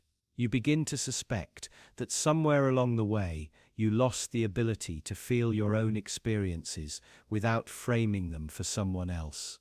That your memories now exist in a strange half place, not quite lived, not quite imagined, just rehearsed. And maybe that's why it hurts when someone else tells a story like yours and the room erupts with laughter. You smile too, but something inside you recoils, not out of jealousy or spite, but recognition. You see what they're doing, and you wonder if they feel the same after. You begin to ask a darker question. Not just why do people laugh, but why do I need them to? Why does their reaction soften the edges of something that once devastated you? Why does it feel like validation, even when it leaves you emptier? Maybe it's because laughter gives shape to pain. It places it outside you, lets others hold it for a moment. But they never hold it gently. They pass it around, inspect it, joke about it, forget it. And when they hand it back, it's lighter, but not because it's healed, just because it's been hollowed out. Now you're left with something strange, memories that don't feel like yours, stories that no longer hurt, but also no longer mean anything. You find yourself quieter, more cautious, uncertain whether you're sharing or just surrendering. And the next time someone tells you a painful story and the room starts to laugh, you hesitate. You wonder whether to join in, whether to protect them, or whether they even want that. Because maybe they're doing exactly what you did. Maybe they want the laughter. Maybe they need it. Or maybe they don't know what it's costing them yet. And maybe the real discomfort isn't that people turn pain into entertainment. It's how easily we let them. How willingly we offer up our worst moments for approval, for belonging, for relief. And how quietly, without noticing, we stop feeling them at all. What if everyone knew your worst thought? Not your worst action, not your most shameful memory, just a single silent moment that lived only inside your head. The thing you thought, once, maybe years ago, maybe yesterday. The thing you never said out loud. The one thought that even now you pretend never happened.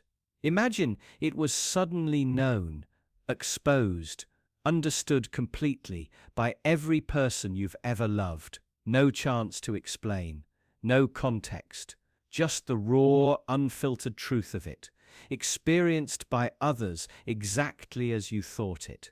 Would anyone stay? You might think they would. You tell yourself everyone has terrible thoughts. You believe people are forgiving. But that belief only works because those thoughts stay hidden. Secrets create the illusion of decency, and without them, you're no longer who they thought you were. Some thoughts don't belong to the person who thinks them. They arrive suddenly, like impulses or emotional echoes. You don't choose them, but that doesn't matter. Once they appear, they stain you, not because they define you, but because others will believe they do. Think of someone you care about, someone whose opinion shapes your sense of self. Now imagine them, knowing the worst thing you've ever imagined, a violent fantasy, a cruel wish, a betrayal you never acted on, but fully considered. Their eyes change, their posture shifts. They say nothing, but everything between you is gone. You try to explain. You say it wasn't real, that it passed quickly, that you didn't mean it, but now you're just confirming it happened. Every word only makes it worse. You might still be loved, but not in the same way, not with the same trust.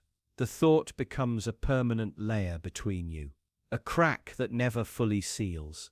The relationship continues, maybe, but quieter, colder. Something vital has been withdrawn.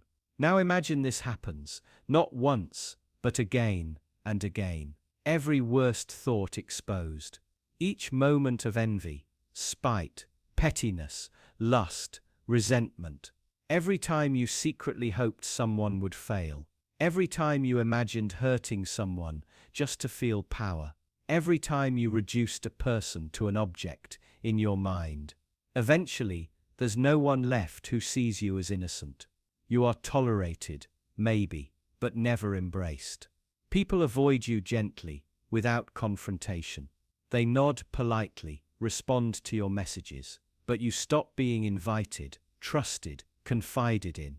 You sense it in the silences, in the small pauses, in the way people say your name. And the worst part is, you understand.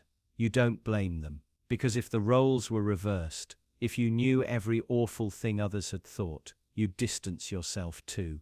Not out of cruelty, but self-protection. Knowing too much makes closeness feel unsafe. You begin to wonder how anyone maintains relationships at all. Maybe we're all held together by the things we don't know. Maybe friendship, love, family.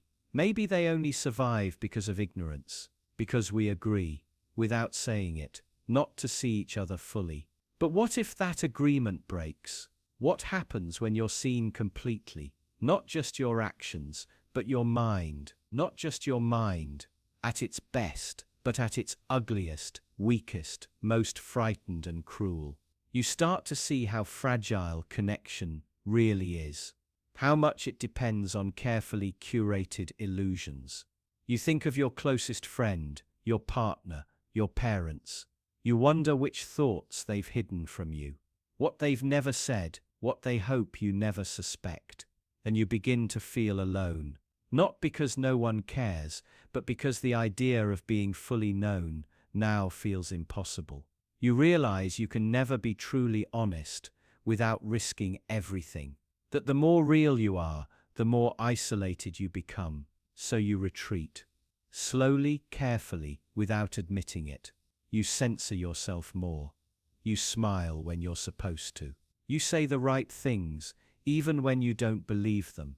You convince yourself that your silence is kindness, that hiding your thoughts is the price of staying connected. And maybe that's true.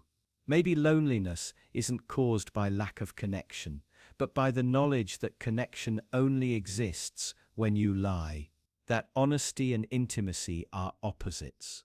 Eventually, you stop asking to be understood. You stop hoping for recognition. You live beside others, but not with them. You play your role well. You're polite, helpful, appropriate. No one suspects anything. You're safe. But every so often, when the room is quiet and you feel the edges of yourself dissolve, a thought returns. Not one you chose, not one you want. Brief, silent, undeniable. And you wonder again, what would happen if someone heard it? And for a moment, you feel that familiar fear, the one that whispers the truth you never say out loud. If everyone knew who you really were, you'd be alone. Why is it that the more people witness an emergency, the less likely any of them are to intervene? You'd think it would be the opposite, that more eyes would mean more help, that with so many witnesses, someone, anyone, would do something. But that's not what happens. The more people are present, the easier it becomes to do nothing. Not because people are evil, not because they're cruel, but because they're looking at each other.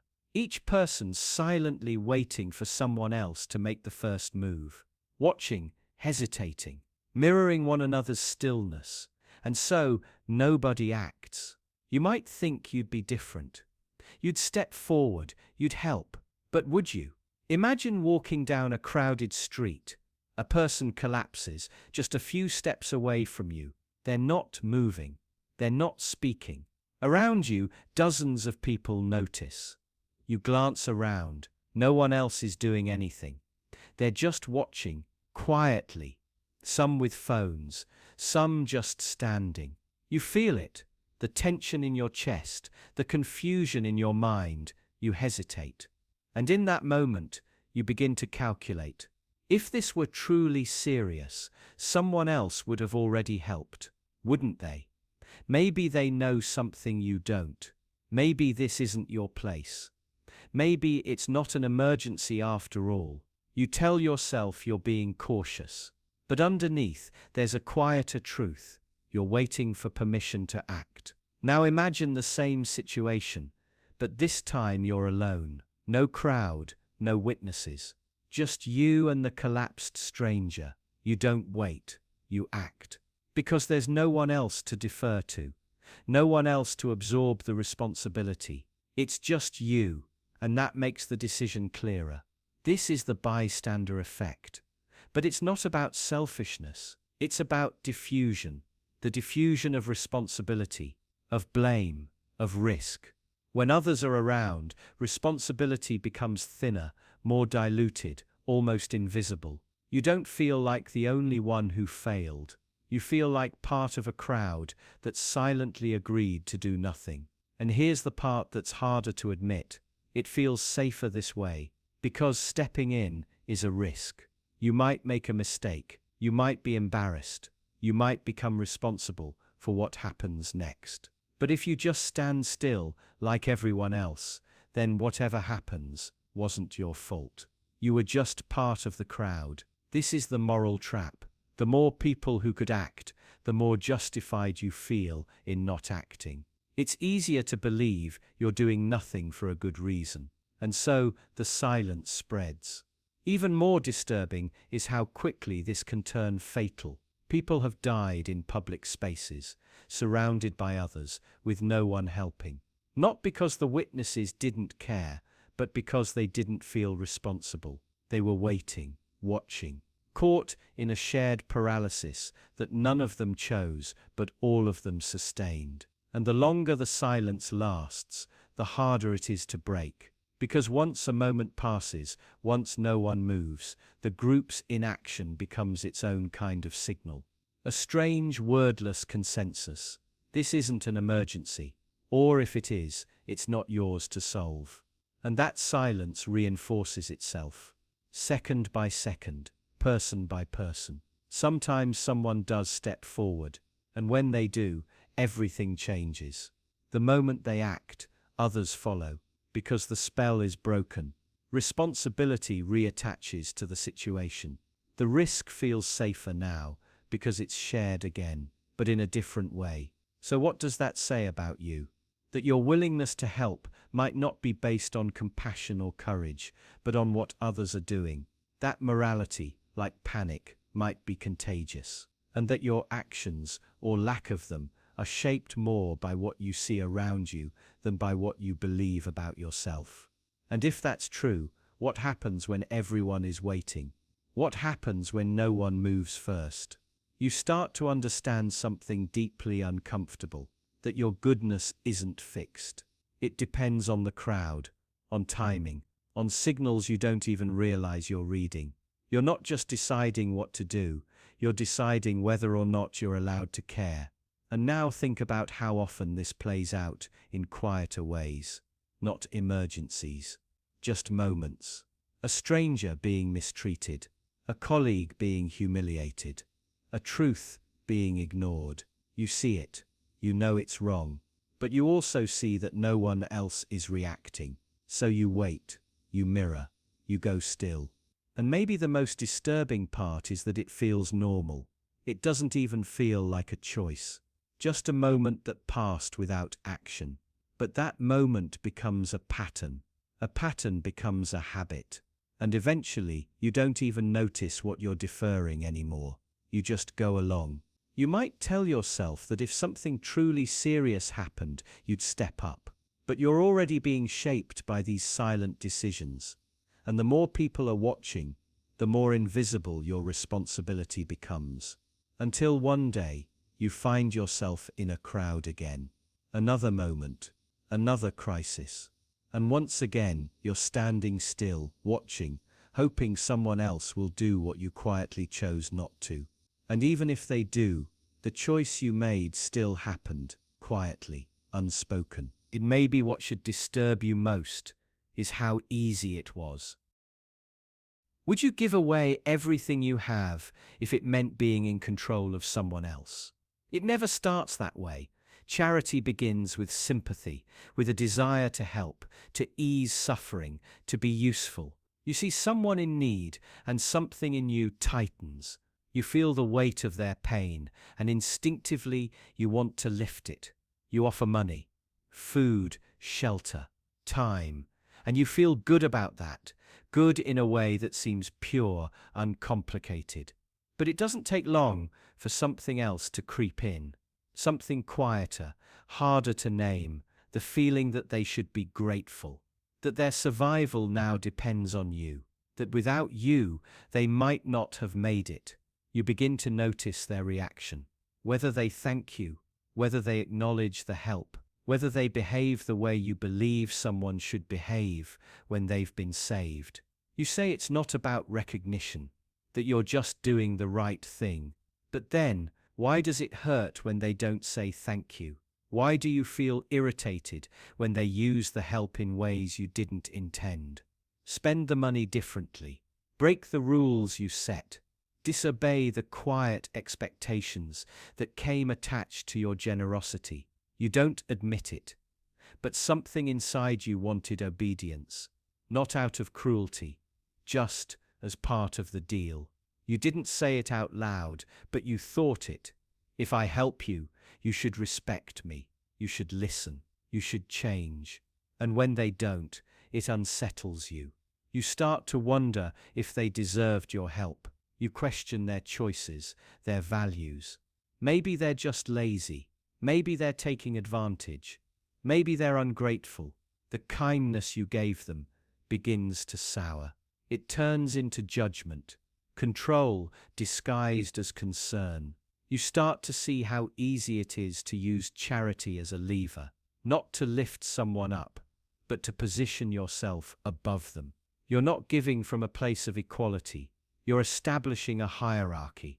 You're the giver. They are the receiver. You are full. They are lacking. And now, whether they realize it or not, they owe you. And once they owe you, you can shape them. You can guide them, correct them, punish them, even. Not with cruelty, but with the slow withdrawal of support. A disappointed silence. A subtle disapproval.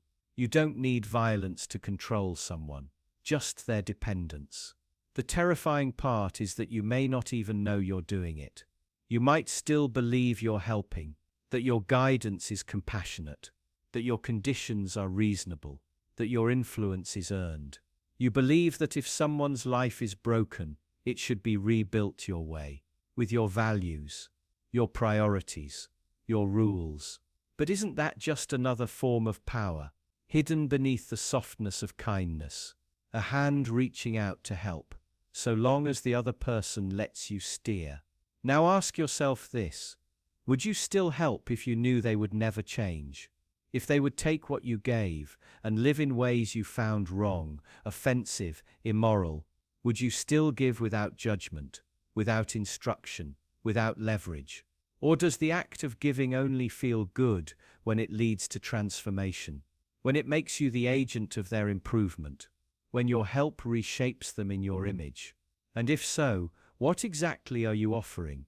Is it help or is it control? Are you lifting someone up or pulling them closer to a place where you can mold them? There's a quiet, unsettling possibility that the generosity you feel proud of is just a more socially acceptable way of dominating others. That your desire to help isn't free of ego, it's built on it. That deep down, you want to be the reason someone survives, so they can never forget what they owe you. And when they stop needing you, when they stand on their own, reject your advice, walk away from your influence, how do you feel? Do you cheer for their independence or resent their disobedience? This is where the illusion breaks, where charity becomes something else, not a gift, but a transaction, not kindness, but strategy. Because the moment your help becomes conditional, even silently, even subconsciously, it ceases to be selfless. It becomes a tool, a means to an end, an invisible leash wrapped in silk. And maybe the most disturbing question is this: if you knew in advance that your help would change nothing, that it would earn no gratitude, no recognition, no influence, would you still give? Or would you walk away, quietly disappointed, not in them, but in your own realization that you were never just trying to help, you were trying to matter. And without that, maybe it wasn't charity at all, just a hunger to be the one in control. You tell yourself you're different because of what you've survived. You trace your pain like it's a signature, something no one else could possibly understand. The things you went through, the way they shaped you, the scars they left, they feel singular, untouchable. You don't say it out loud, but somewhere deep down, you believe your suffering makes you special. But what if it doesn't? What if the most defining, painful parts of your life are more ordinary than you're ready to admit? There's a strange comfort in believing your trauma set you apart. It turns pain into meaning. It makes you feel like the rules don't apply to you, that no one else could possibly see the world the way you do. Not really, because they didn't live through what you lived through. They didn't lose what you lost. They didn't carry what you carry.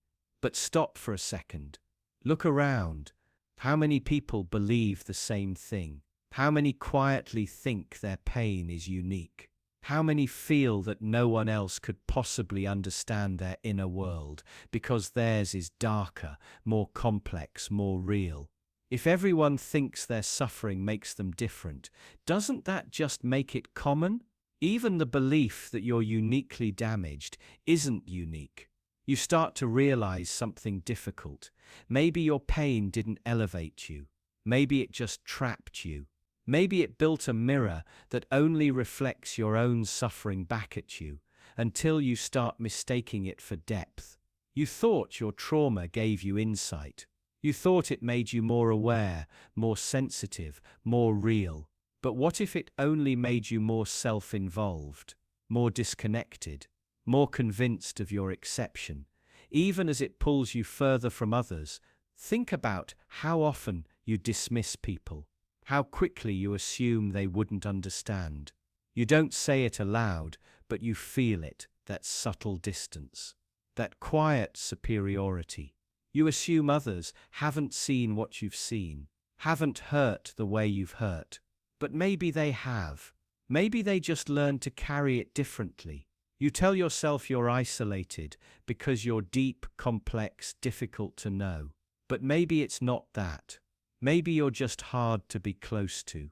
Maybe you push people away, not because they don't understand, but because you're afraid they might. Because if someone truly understood your pain, then it wouldn't be yours alone anymore. It would lose its status, its power, its identity. And if your suffering isn't special, what does that make you? It's unsettling to think your identity might be built around something that isn't rare, that the core of how you see yourself, your worldview, your instincts, your defenses, might be just one variation in a long, familiar pattern. What if everything you thought made you different is just what happens to most people who experience pain? The emotional distance, the mistrust, the need for control, the shame disguised as independence. These don't make you unique, they make you human.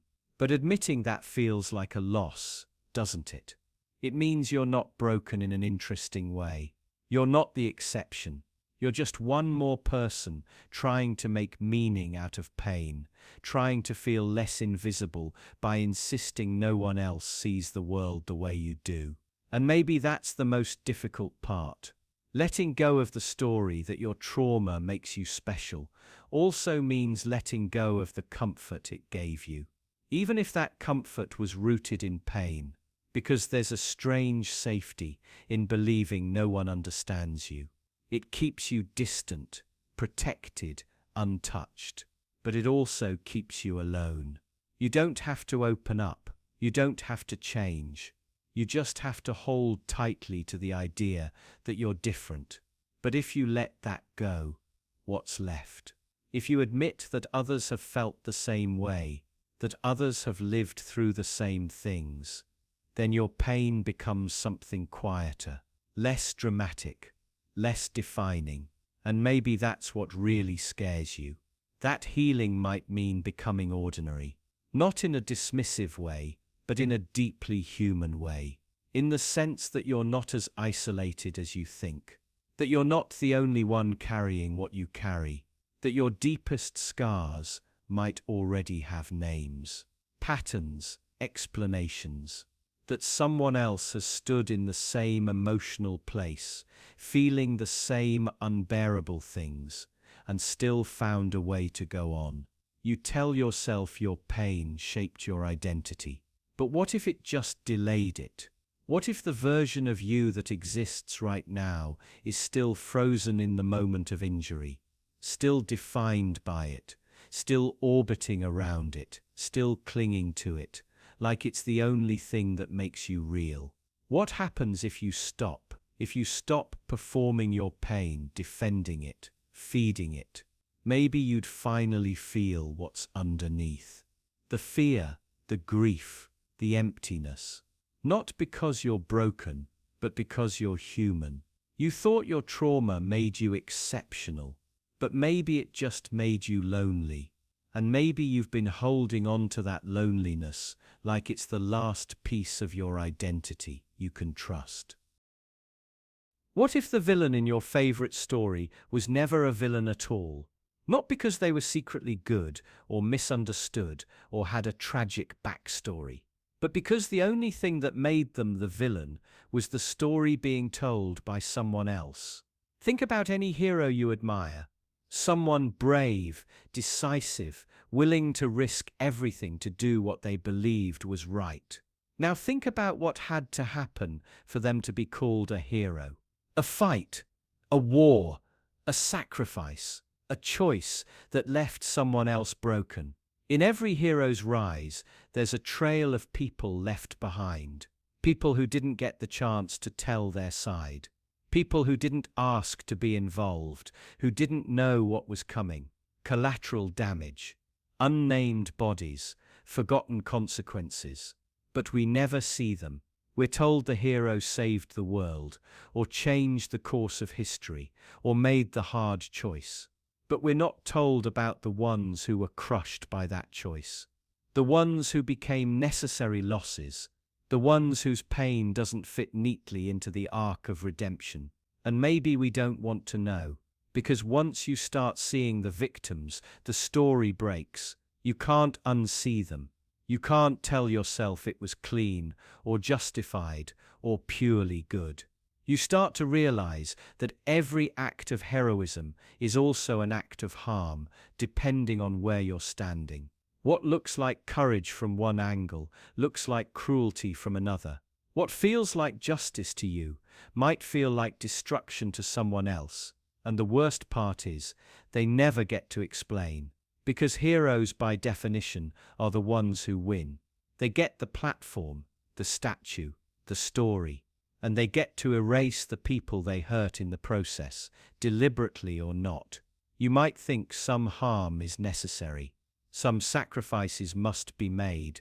But who decides which lives are expendable? Which grief is acceptable? Which suffering is worth it?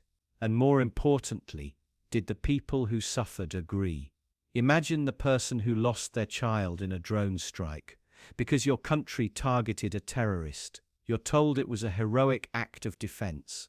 But for them, there's no resolution, no triumph, only an empty room, an unanswered question, a rage that never leaves. They don't get closure. They don't get to be part of the happy ending. And if they speak out, if they grieve too loudly, they're dismissed, labeled bitter, irrational, dangerous. Their pain becomes inconvenient. Their loss becomes unpatriotic, so they stay silent. And the hero keeps shining. But deep down, something feels off. You start to sense that the story you were told is too simple, too clean. And you begin to ask, what was hidden to make the story work? Whose screams were ignored? Whose lives were rewritten? What if the line between hero and villain isn't based on what someone does, but on who gets to explain why they did it? You imagine a man running into a building to stop a threat. He kills someone inside. You're told he saved lives. You believe it. But what if that person was running from something? What if they weren't the threat at all? You never hear their name. You never hear what they were trying to do. Only that they're dead and he's a hero. You're not supposed to ask these questions, because once you start, you can't stop. You start seeing it everywhere. In war, in politics, in protests, in everyday life. Every victory is built on someone else's defeat. Every rescue leaves someone else behind. And every time you celebrate a hero, you're also quietly celebrating someone else's loss. Maybe you try to justify it. You tell yourself the victims were wrong, or dangerous, or less deserving. But that's just the story again. The one you were given. The one that makes it easier to look away. You never met them. You don't know their faces. You don't know what they hoped for, or who they loved, or how they begged to live. All you know is that their pain wasn't part of the hero's speech. And maybe that's the real horror. Not that heroes cause harm, but that we need them to. That we've built our sense of justice on a silence we've agreed not to break. That we're so desperate for redemption, we'll ignore the bodies beneath it. Because once you see them, really see them, you can't root for the hero anymore, and you can't be one either. Some people only feel alive when others are scared, not just when they win, or dominate, or control, but specifically when someone else trembles, when someone else is watching them with widened eyes, heart racing, breath short. That's the moment they feel something real. Not power, not pleasure, something more basic, something closer to being. You've met them though. Maybe you didn't realize it at the time. A classmate who smiled when they made someone flinch. A boss who raised their voice, not because it helped, but because they liked the silence that followed. A stranger whose stare lasted just a second too long. You brushed it off, told yourself it was nothing. But they noticed the shift in your posture, and that was the point. There's no easy way to explain it, because it's not about logic, it's not even about dominance really. It's about contact, an intense form of contact that breaks through the numbness. For most people, life is dulled by routine, distance, politeness. We move through our days without touching the raw edge of anything. But fear makes everything sharp. Fear collapses the distance. That's what they're chasing. Not cruelty for its own sake, but the spark that fear creates. The way someone's eyes change, the way voices falter.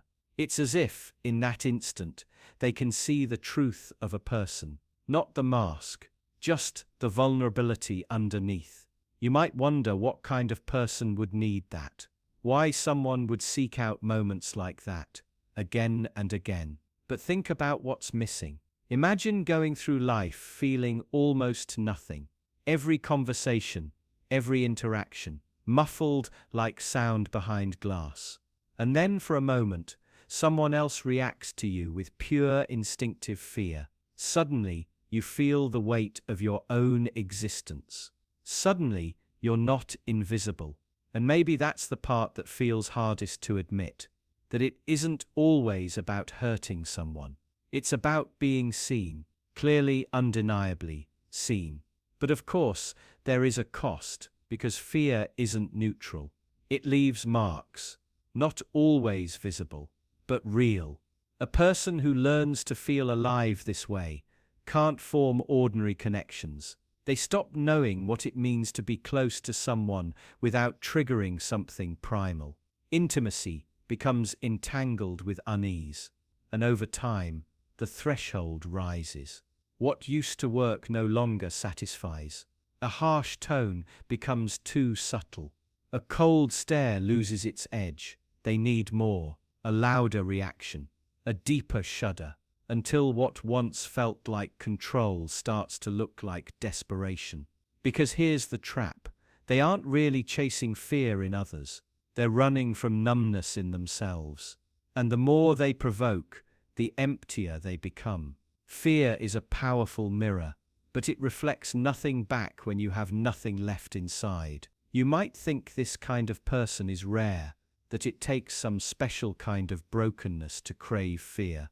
But step carefully, because we all respond to fear, whether we cause it or feel it. We all know the strange rush of being the one in control, the one who doesn't flinch. Sometimes it doesn't take much. A sarcastic jab, a stare that lasts a beat too long, a silence that makes someone squirm. It's not always intentional, but it's there. And if we're honest, sometimes we like it more than we should. That's where the discomfort begins. Not in the other person, but in ourselves. In the quiet question of how far we'd go to feel something sharp, something real. Because if numbness is unbearable and fear is the antidote, then what happens when fear becomes your only way back to life? What happens when the only thing that cuts through the fog is someone else's panic? What happens when you realize you need them to be afraid, just so you can feel alive? What if the future isn't built by what we want, but by what we fear? It's easy to believe that progress comes from vision, from ideals, from dreams, from people imagining a better world and working toward it. We like to picture the future as something we design, something shaped by intention. But look closer. Really look. Most of what survives because it solves a problem, a threat, a fear. Technologies are made to defend, to prevent, to contain. Systems are built not to inspire, but to control. Innovations that spread fastest aren't the ones that offer beauty or joy. They're the ones that promise safety, the ones that protect us from each other. Even the most hopeful ideas often take shape in response to something frightening. Renewable energy isn't just about caring for the planet, it's about avoiding collapse. AI isn't just about possibility, it's about staying ahead of the danger we know is coming. Healthcare advances, data systems, surveillance infrastructure, they all share a pattern. They're shaped by what we're afraid to lose. Fear directs us more than we like to admit. It influences our priorities, our policies, our inventions. When resources are allocated, when power is distributed, it's usually fear, not vision, that decides what matters. Who gets protection? Who gets ignored? Think about the choices we make every day, not just personally, but collectively. What do we invest in? What do we regulate? What do we monitor, restrict, defend? Look at our cities. Look at our schools, our borders, our prisons. These aren't expressions of a shared dream. They're responses to perceived threats. They're the physical form of our anxieties, solidified into concrete and steel. And it isn't just about safety, it's about control. Fear doesn't just make us cautious, it makes us desperate to manage the future, to reduce uncertainty, to eliminate variables. We build systems that trap people in roles they can't escape, because unpredictability scares us. We justify surveillance, suspicion, punishment, because we imagine the worst in others and try to prevent it before it happens. Even progress itself is often framed in fear. We talk about innovation as a race, a battle, a struggle to avoid being left behind. It's not enough to create. We must outpace, outcompete, out-survive. Our imagination narrows, becomes reactive. We stop asking what's possible and start asking what might go wrong and how we can stop it. Vision shrinks under pressure. It becomes cautious, sanitized, palatable. Utopias are rewritten into stable markets. Dreams are edited until they're safe to fund, safe to advertise, safe to control. Anything too uncertain is labeled impractical. Anything too unfamiliar is labeled dangerous. And when we look back, we tell ourselves a cleaner story. We pretend the future was always guided by idealism. that our greatest changes came from clarity and hope. But if you strip away the narratives, if you look only at the decisions, the funding, the legislation, the design, you'll see the outline of fear again and again. Fear isn't always loud. It doesn't always scream or panic. Sometimes it whispers. Sometimes it looks like compromise. Sometimes it hides behind reason, behind strategy, behind responsibility. But it's always there, shaping what gets built and what gets ignored. You might think you're exempt, that your values are different, that your decisions are guided by purpose. But pause for a moment. Think about the last important decision you made. Was it really about what you wanted, or was it about what you wanted to avoid? This pattern exists on every level: individual, institutional, global. We imagine we're designing the future like architects, but often we're more like engineers patching a sinking ship. We build fast, not beautifully. We reinforce what we think might break, and we call that progress. Even our most ambitious technologies are often rooted in this mindset. Colonizing other planets sounds visionary, but it's usually framed around survival, escaping collapse, avoiding extinction. We don't want to leave Earth because we've outgrown it. We want to leave because we're afraid we've ruined it. And that fear is powerful. It moves things. It accelerates decisions, but it also distorts. It narrows the path. When we design from fear, we don't create the best future. We create the one that feels safest. The one with the fewest unknowns, the fewest threats. But safety and meaning aren't the same. Control and fulfillment aren't the same. And the more we build from fear, the more we lose sight of what else is possible. Because fear doesn't ask what kind of world we want to live in. It only asks what kind of world we can survive.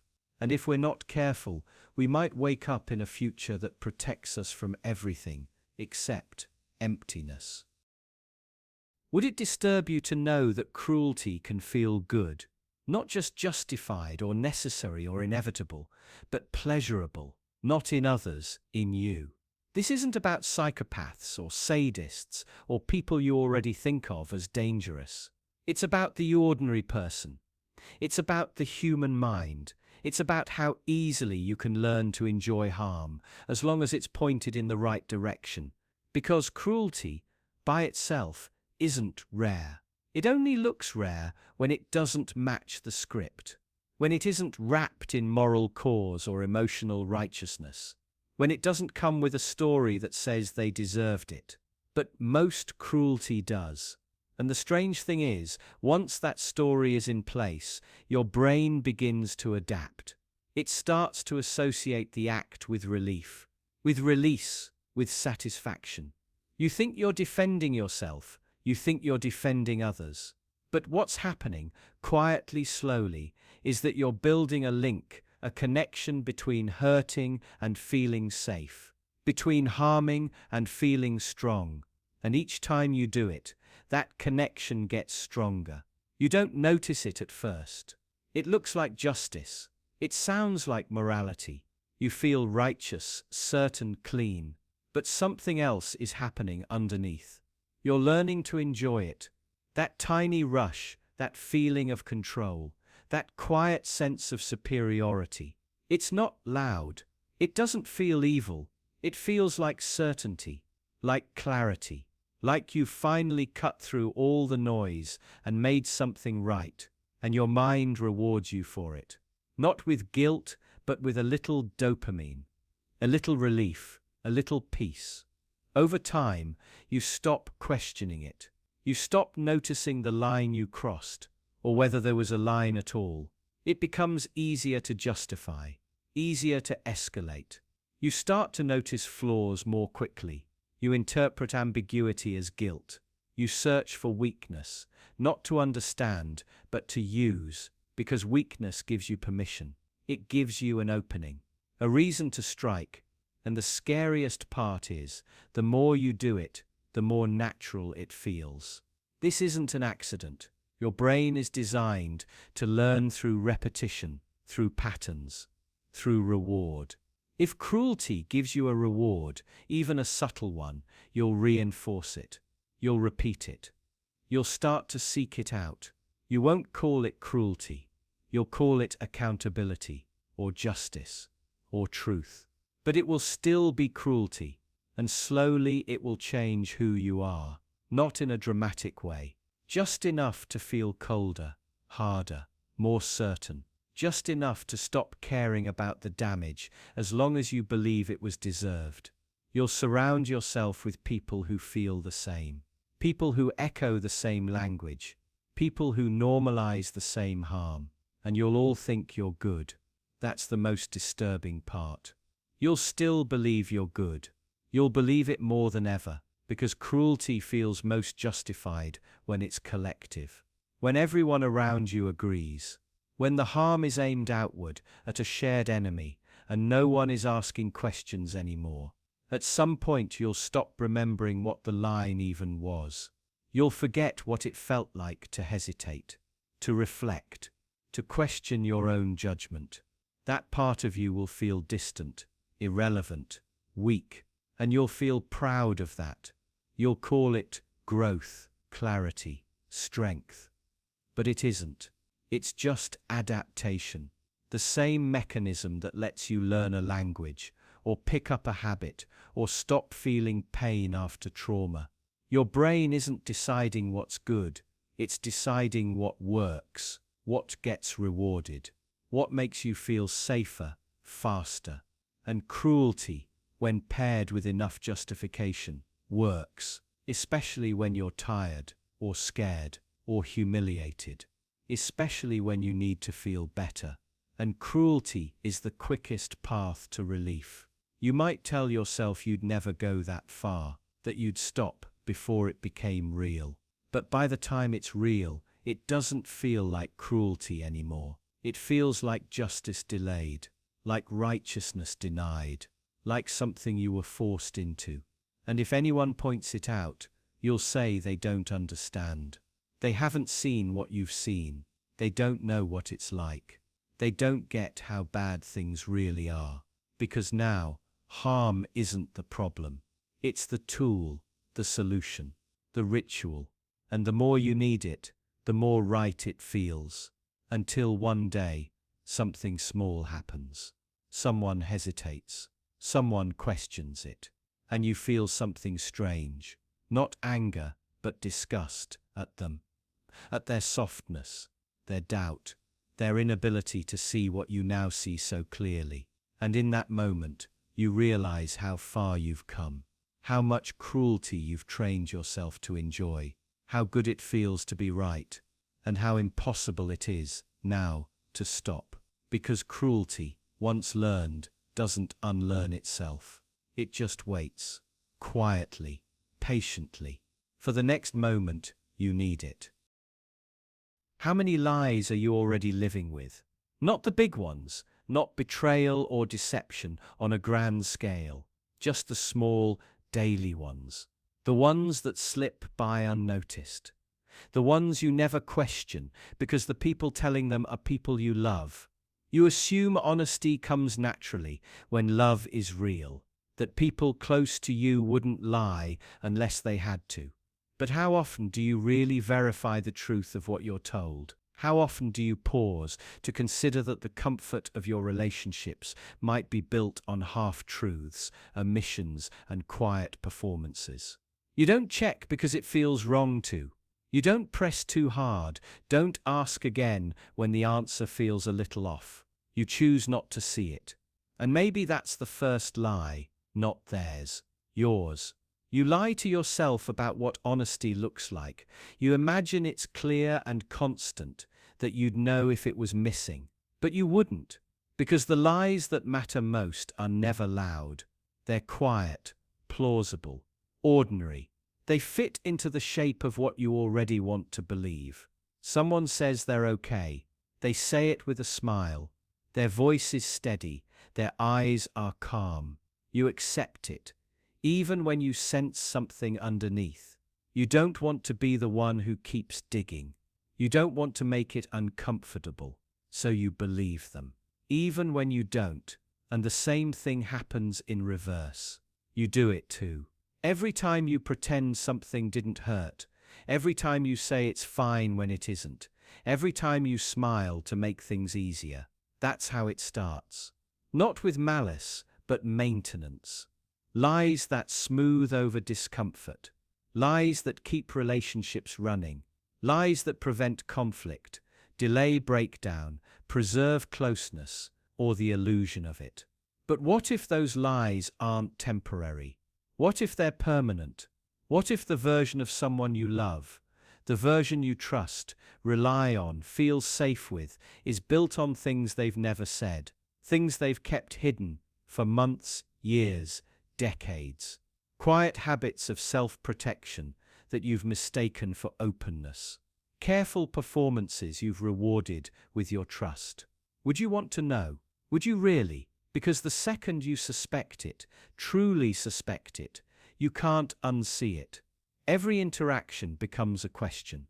Every word they say sounds slightly different, slightly rehearsed. You start noticing the pauses, the phrasing, the timing, and then it gets worse. You begin to doubt your memory. Was that story always told that way? Did they ever explain what really happened that night? Have they always avoided certain topics? Or is that new? You replay conversations, looking for signals you missed.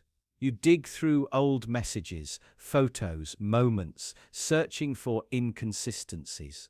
You find some, not always big, but enough to stay unsettled. You try to dismiss it. Everyone lies sometimes.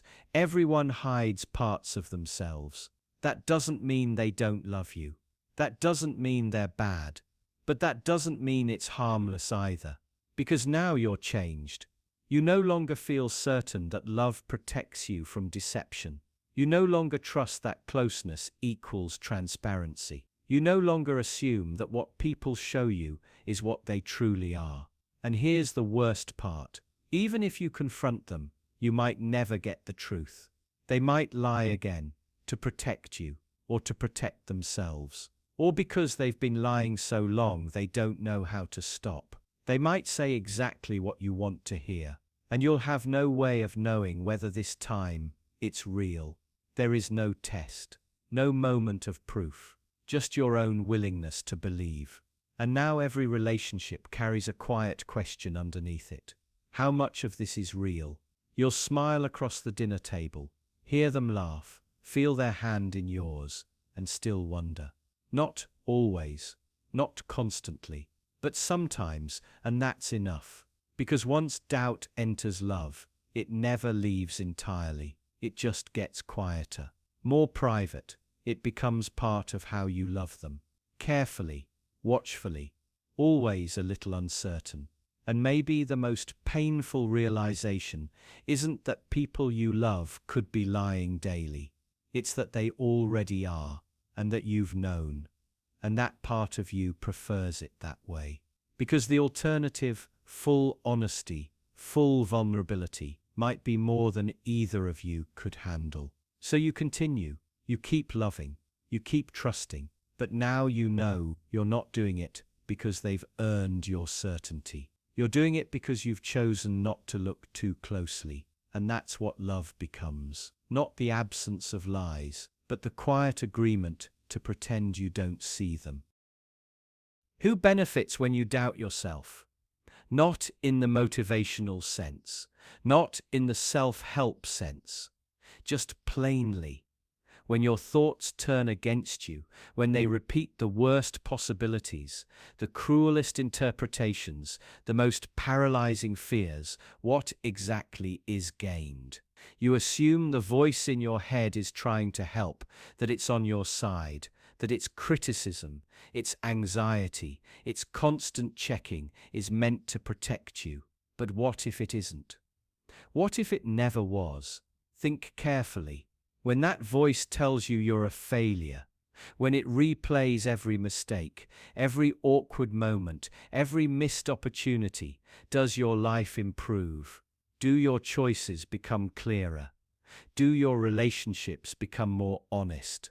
Or do you just freeze, withdraw, second guess yourself until you're too tired to care anymore? You might think the voice is you, that it's just your internal dialogue. But then why does it speak to you like an enemy? Why does it assume the worst about your intentions? Why does it remember every embarrassment in perfect detail, but forget every moment you were kind or brave or decent? If a real person spoke to you the way this voice does, you would leave. You would recognize the cruelty. You would see the manipulation.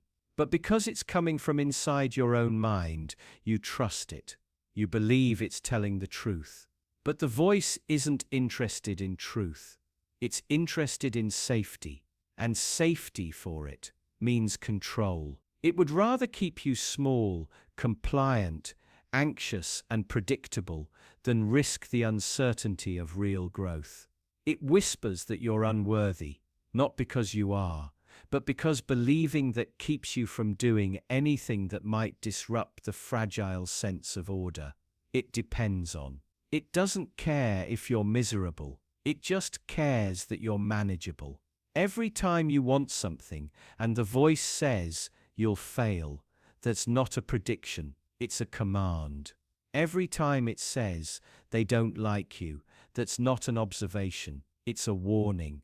A quiet instruction to retreat, to play it safe, to disappear before anyone sees you trying. Because the worst thing for this voice is not failure, it's exposure. It's the risk of being visible, vulnerable, out of control. But here's where it becomes more disturbing. If this voice has been with you for years, if it formed early, shaped by fear, by punishment, by the need to please, then it isn't just protecting you from danger. It's protecting itself. It survives by keeping you dependent on it. It needs your doubt to justify its existence. If you started to trust yourself, really trust yourself, the voice wouldn't be needed anymore, and it knows that. So it adapts. It becomes more subtle. It pretends to be reasonable. It tells you to just be careful, to not get your hopes up, to think things through. It sounds like wisdom, but underneath, it's the same message. Don't act, don't risk, don't grow, stay small, stay quiet, stay hidden, and if you ever push back, if you ever catch it in the act, challenge its narrative, call it out, it punishes you. It gets louder, angrier. It floods you with shame, with panic, with every memory it can weaponize to prove its point. Because now you're threatening it. You start to realize the voice doesn't actually want you to feel better.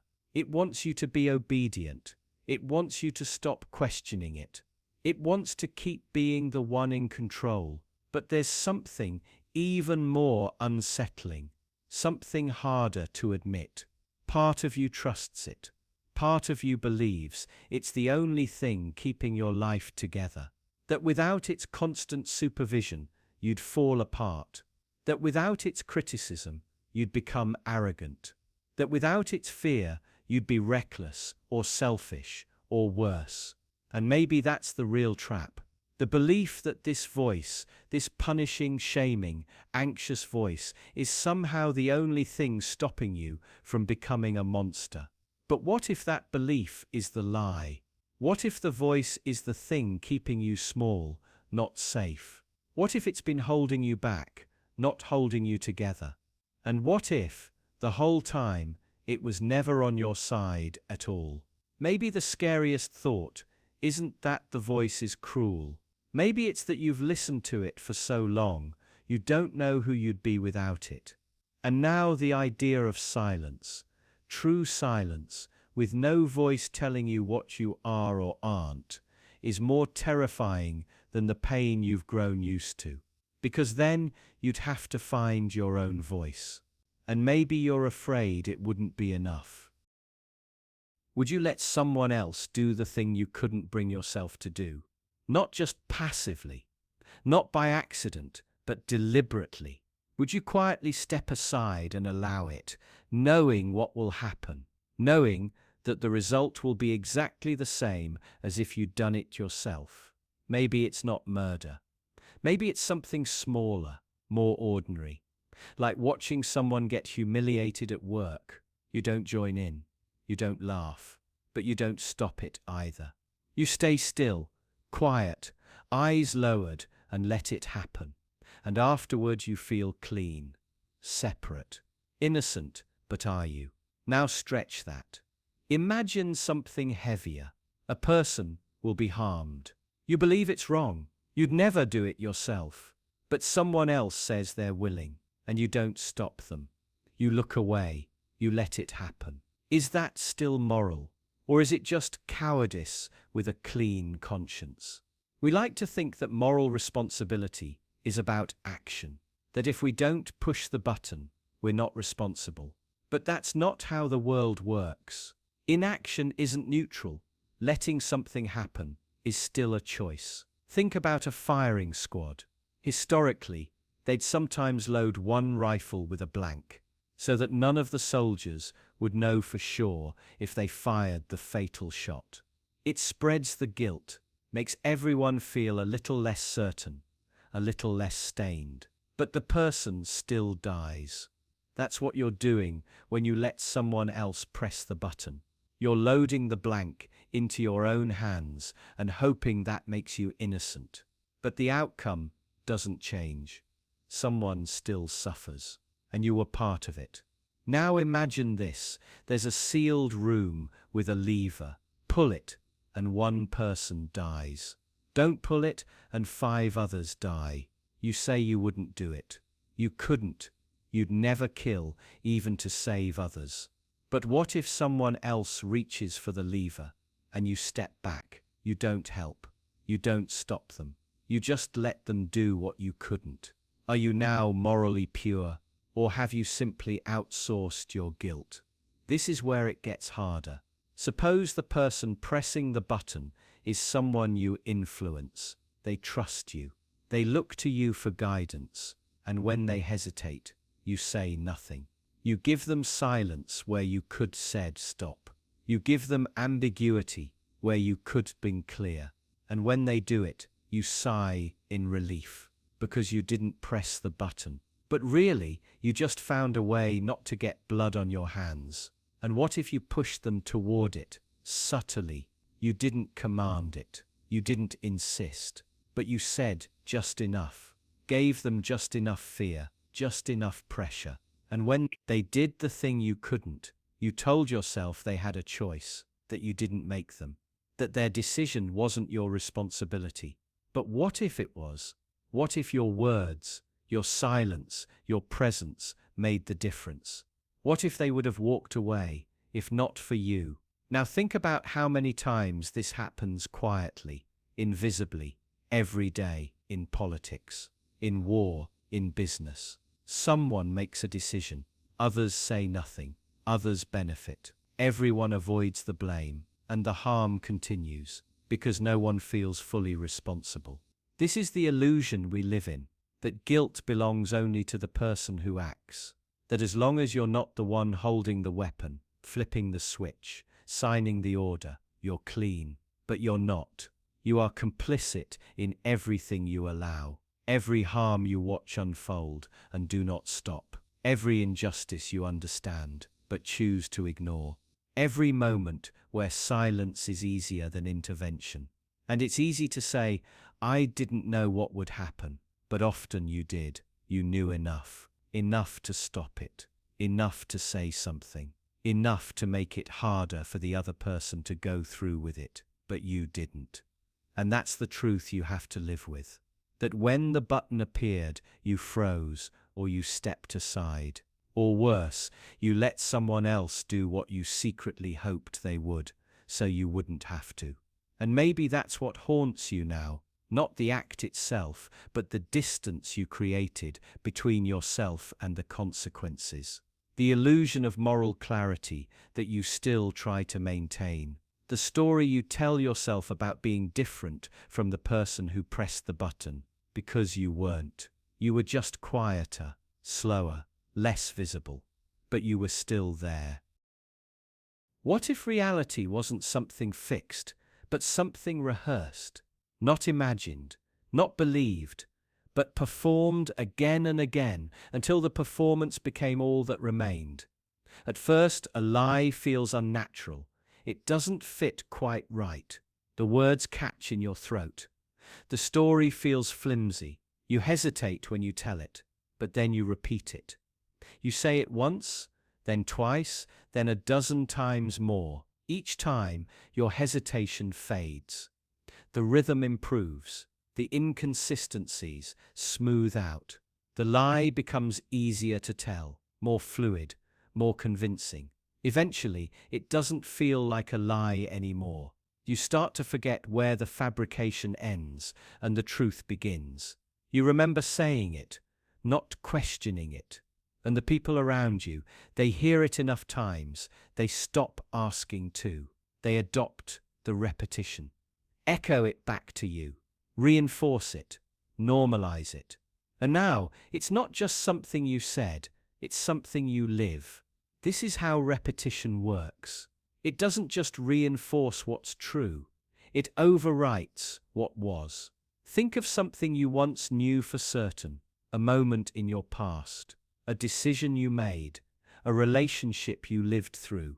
Now remember how the memory changed, not through time, but through retelling, through thinking about it, describing it, replaying it. Notice how your current memory isn't the original one.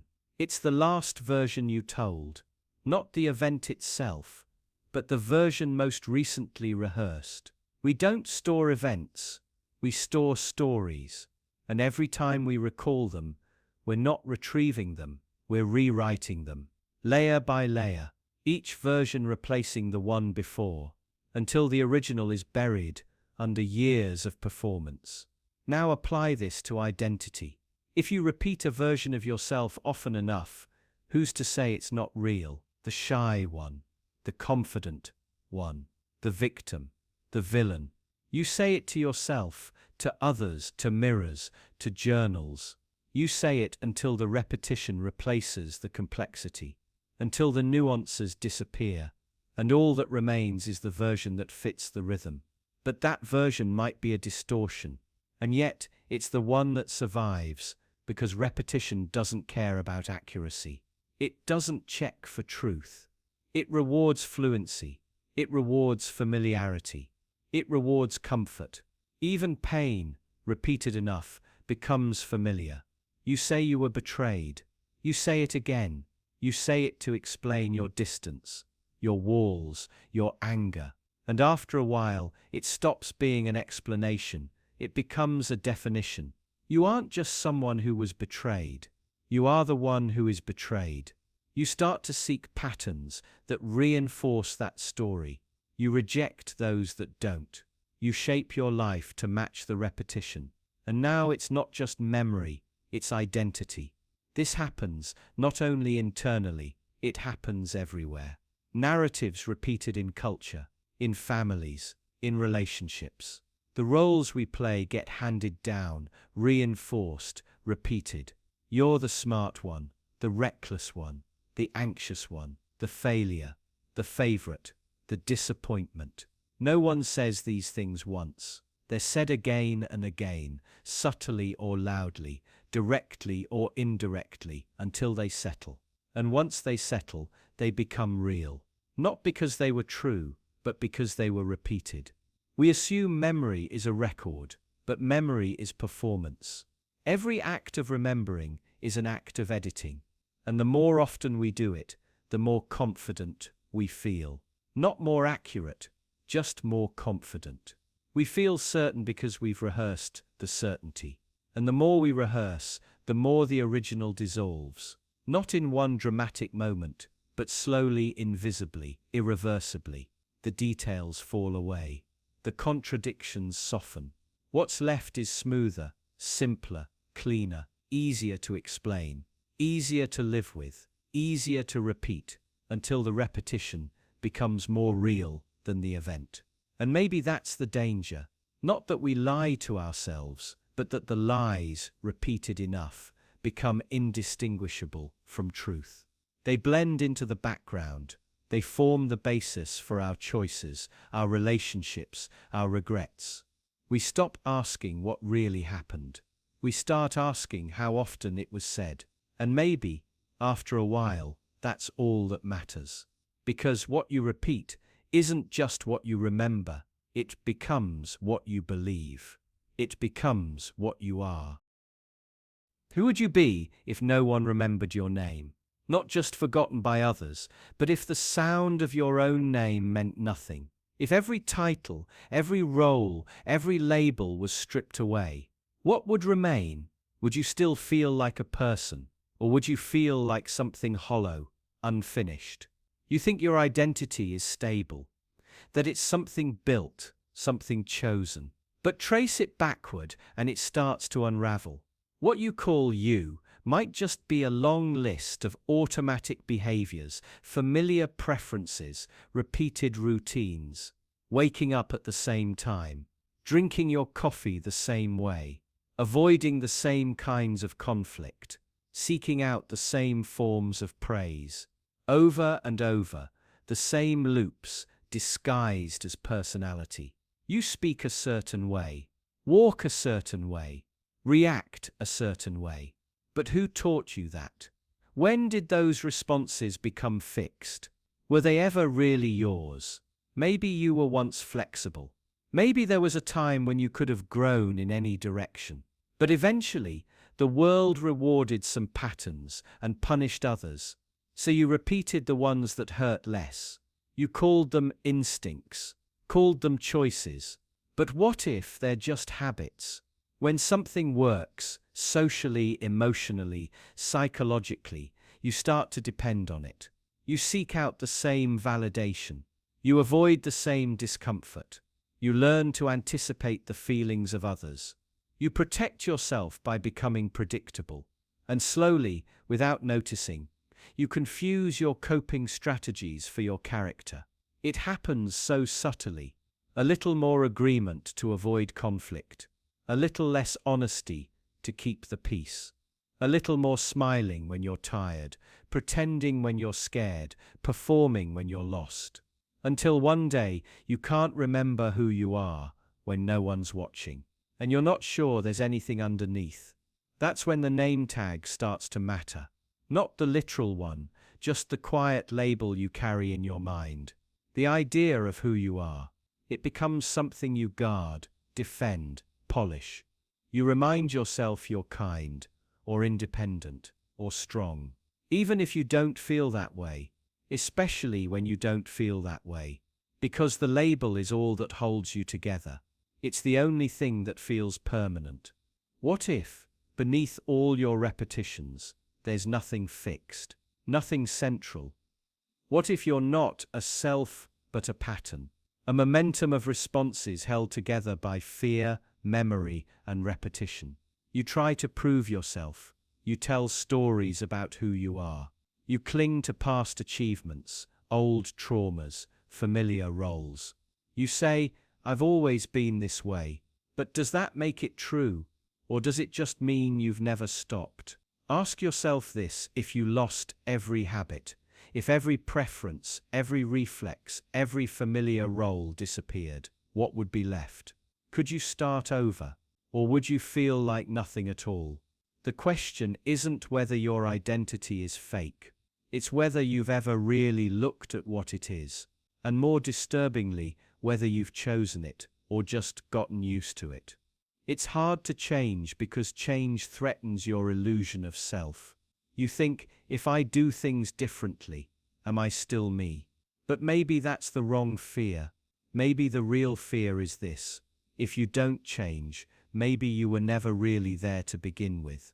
Maybe the you protect is just a shortcut, a collection of decisions you stopped questioning, a set of loops reinforced by years of quiet avoidance.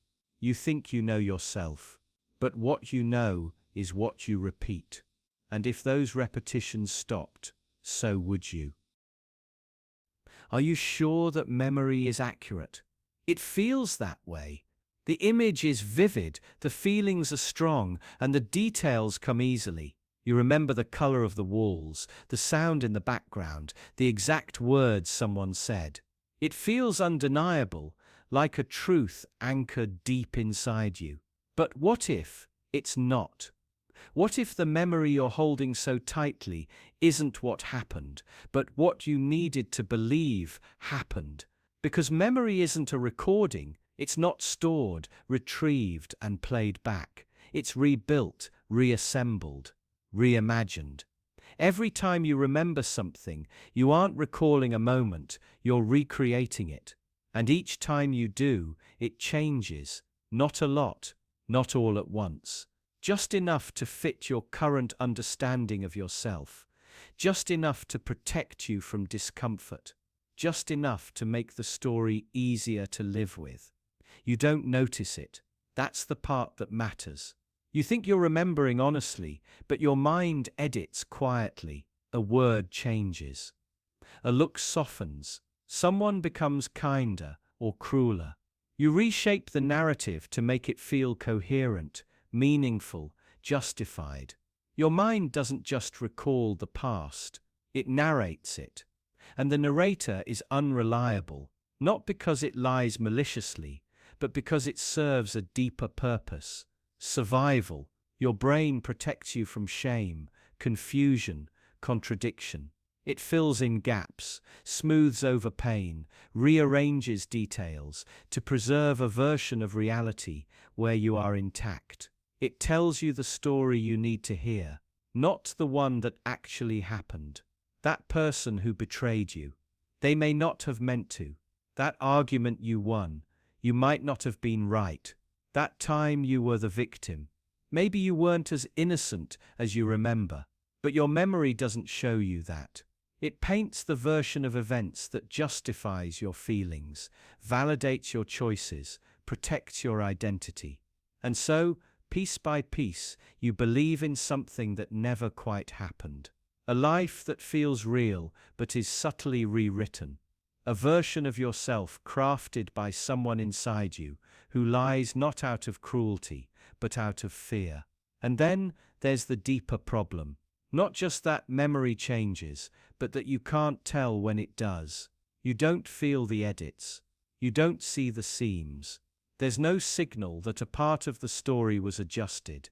No warning that the details were filled in by assumption or suggestion or imagination. Every moment you remember comes wrapped in certainty. And that certainty is a trap, because it convinces you that you know what happened.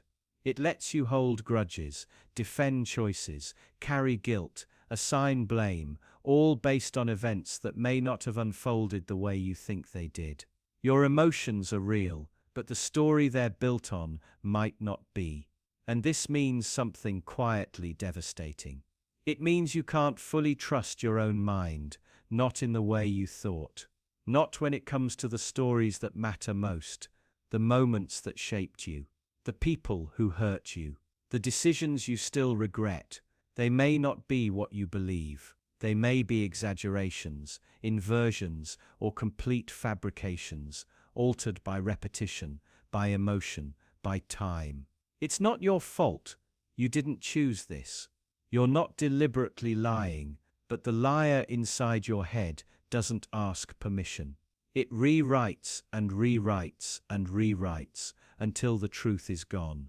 And all you're left with is a polished fiction that feels like fact. Sometimes you realize this too late. You confront someone only to find they remember it differently. Not slightly, but entirely. They're not pretending. They genuinely recall a different reality. And suddenly, you're forced to wonder, are they wrong, or are you?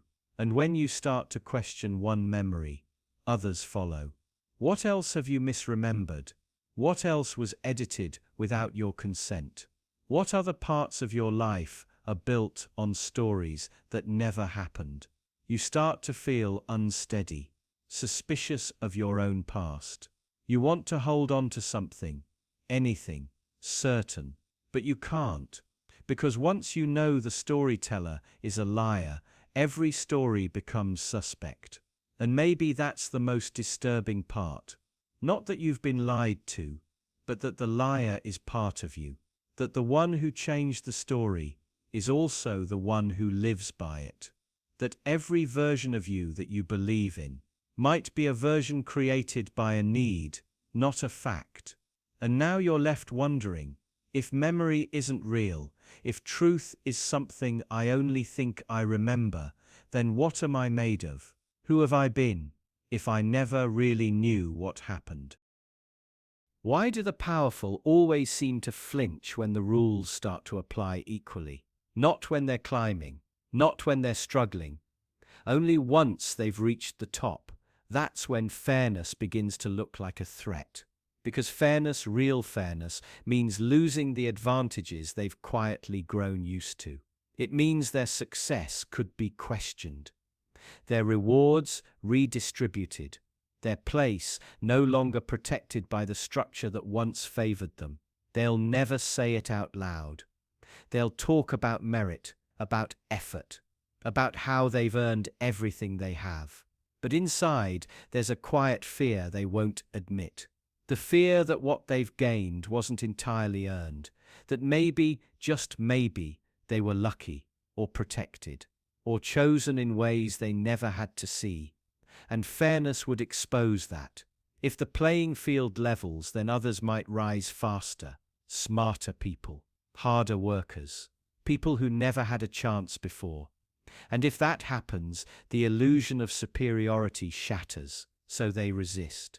Not openly, not violently, but through hesitation, delay, subtle sabotage. They make fairness sound dangerous, even destabilizing. They suggest it would punish success, that it would undermine excellence. But what they're really saying is fairness would cost them. They might lose status, lose access, lose the quiet comfort of knowing the system leans their way. Because fairness doesn't just elevate the underprivileged, it threatens the privileged. It makes their position feel temporary, conditional, earned in a world where earning becomes harder to fake. And that's the fear, because once you're on top, it's no longer just about climbing.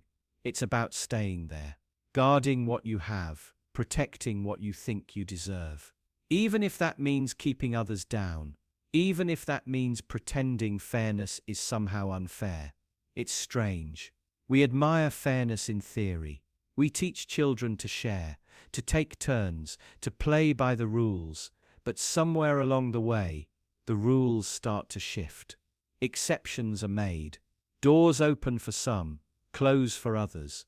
And those who benefit the most begin to see fairness not as a virtue, but as a risk.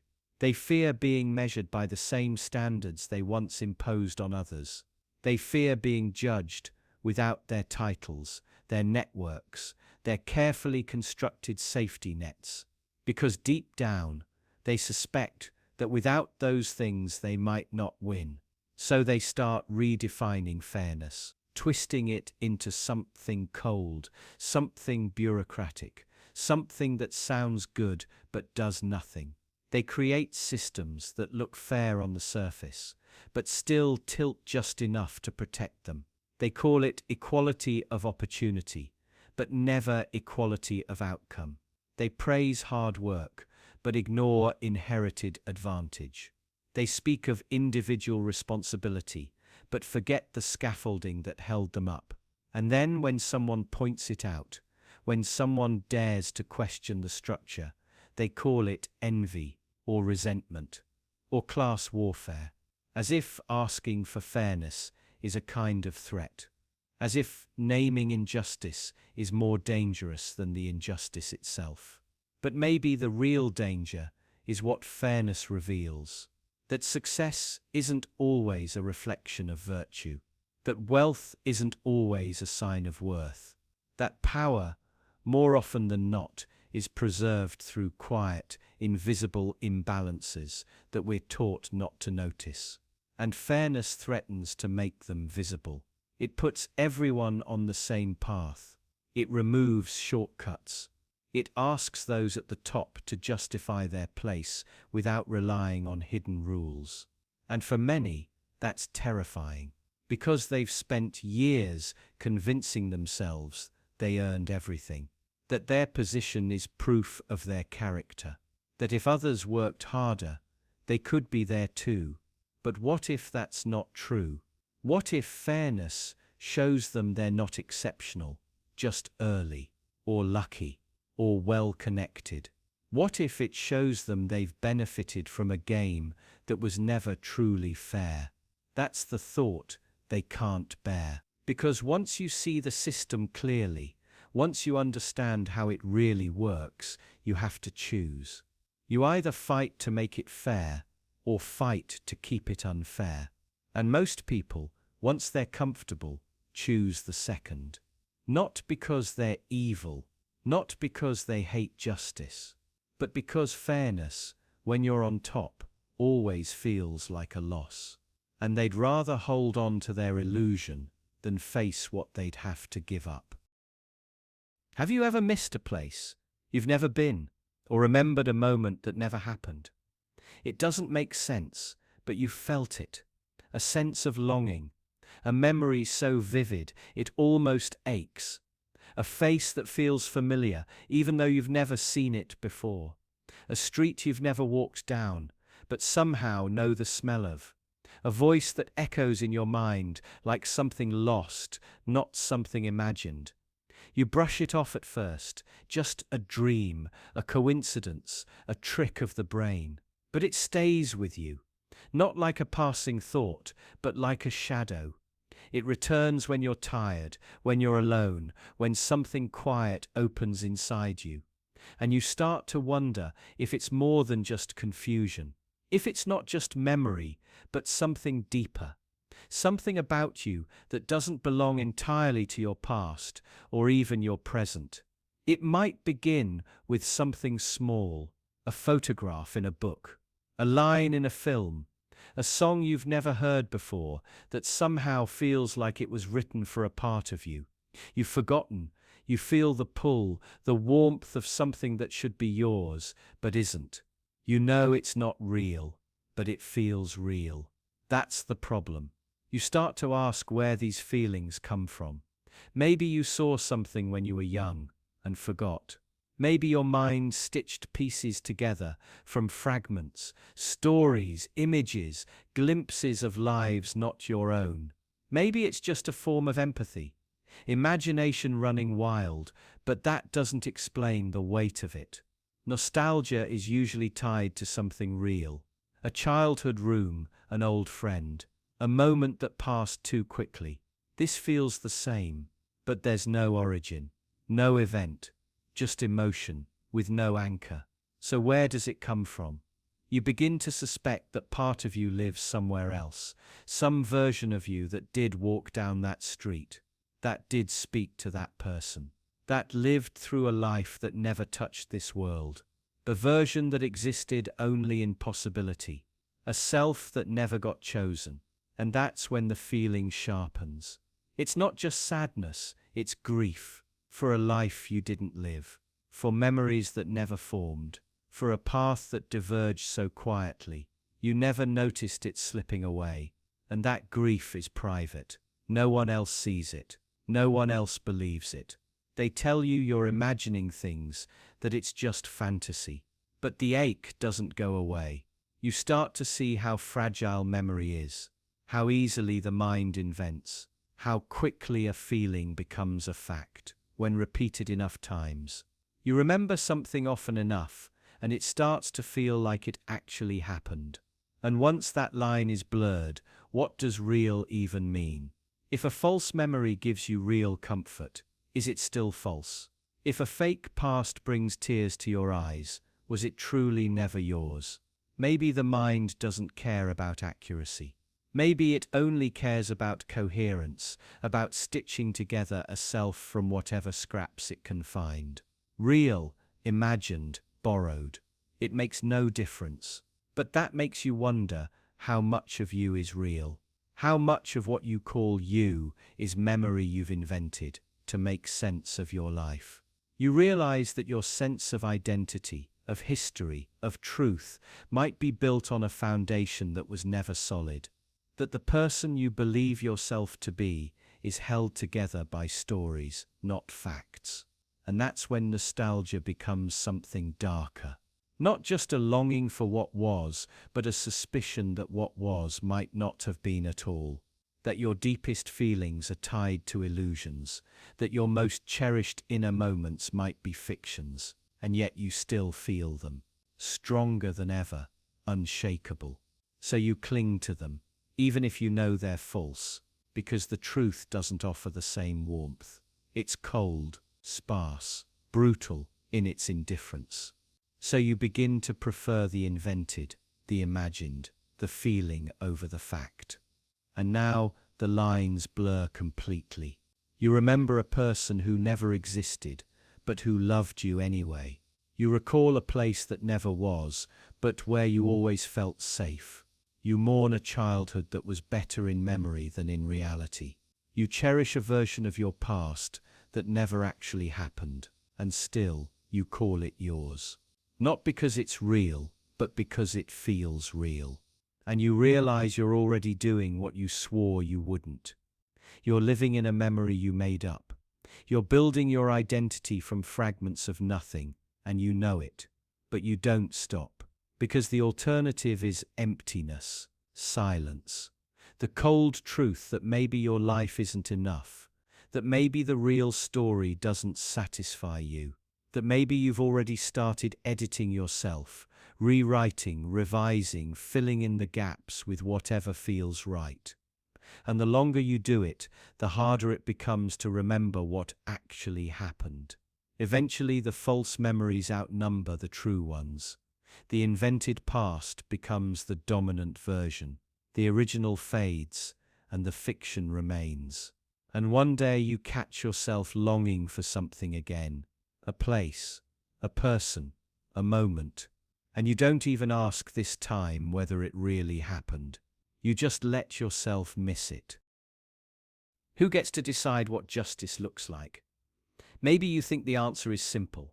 The law, morality, some shared agreement about right and wrong. But in practice, justice often begins with a feeling, a sense of anger, of betrayal, of having been wronged. And that feeling is powerful. It doesn't wait for evidence or process. It demands satisfaction. It wants to make something hurt. You've felt it before, that urge to correct something unfair, not with words but with force. That instant desire to shut someone down, humiliate them, erase them.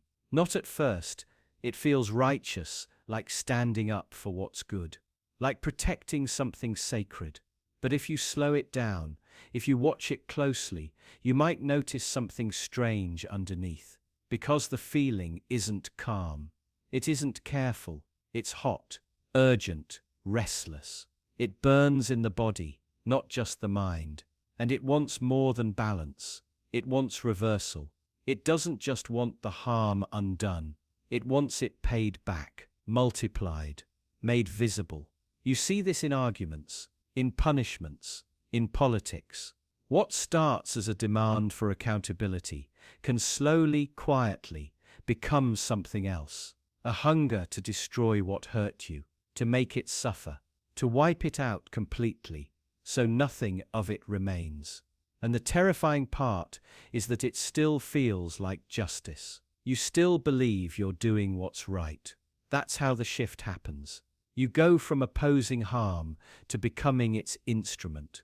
You move from protecting the vulnerable to crushing the accused, from wanting fairness to demanding submission. And at every step, you're convinced you're still on the side of good. It's hard to notice when it's happening, because the people around you are cheering. They agree. They validate your anger, echo your words, amplify your conviction. They want blood too, but they call it progress or accountability or cleansing, and you feel safe in their company because it doesn't feel like a mob. It feels like a cause. But then something shifts. The target widens. The criteria tighten. Someone you know is suddenly on the wrong side. A friend, a family member, a mistake from your past resurfaces, and now it's your turn under the light. And the machine you helped build no longer cares about your intentions. It only cares that you're next. And now you feel it from the other side.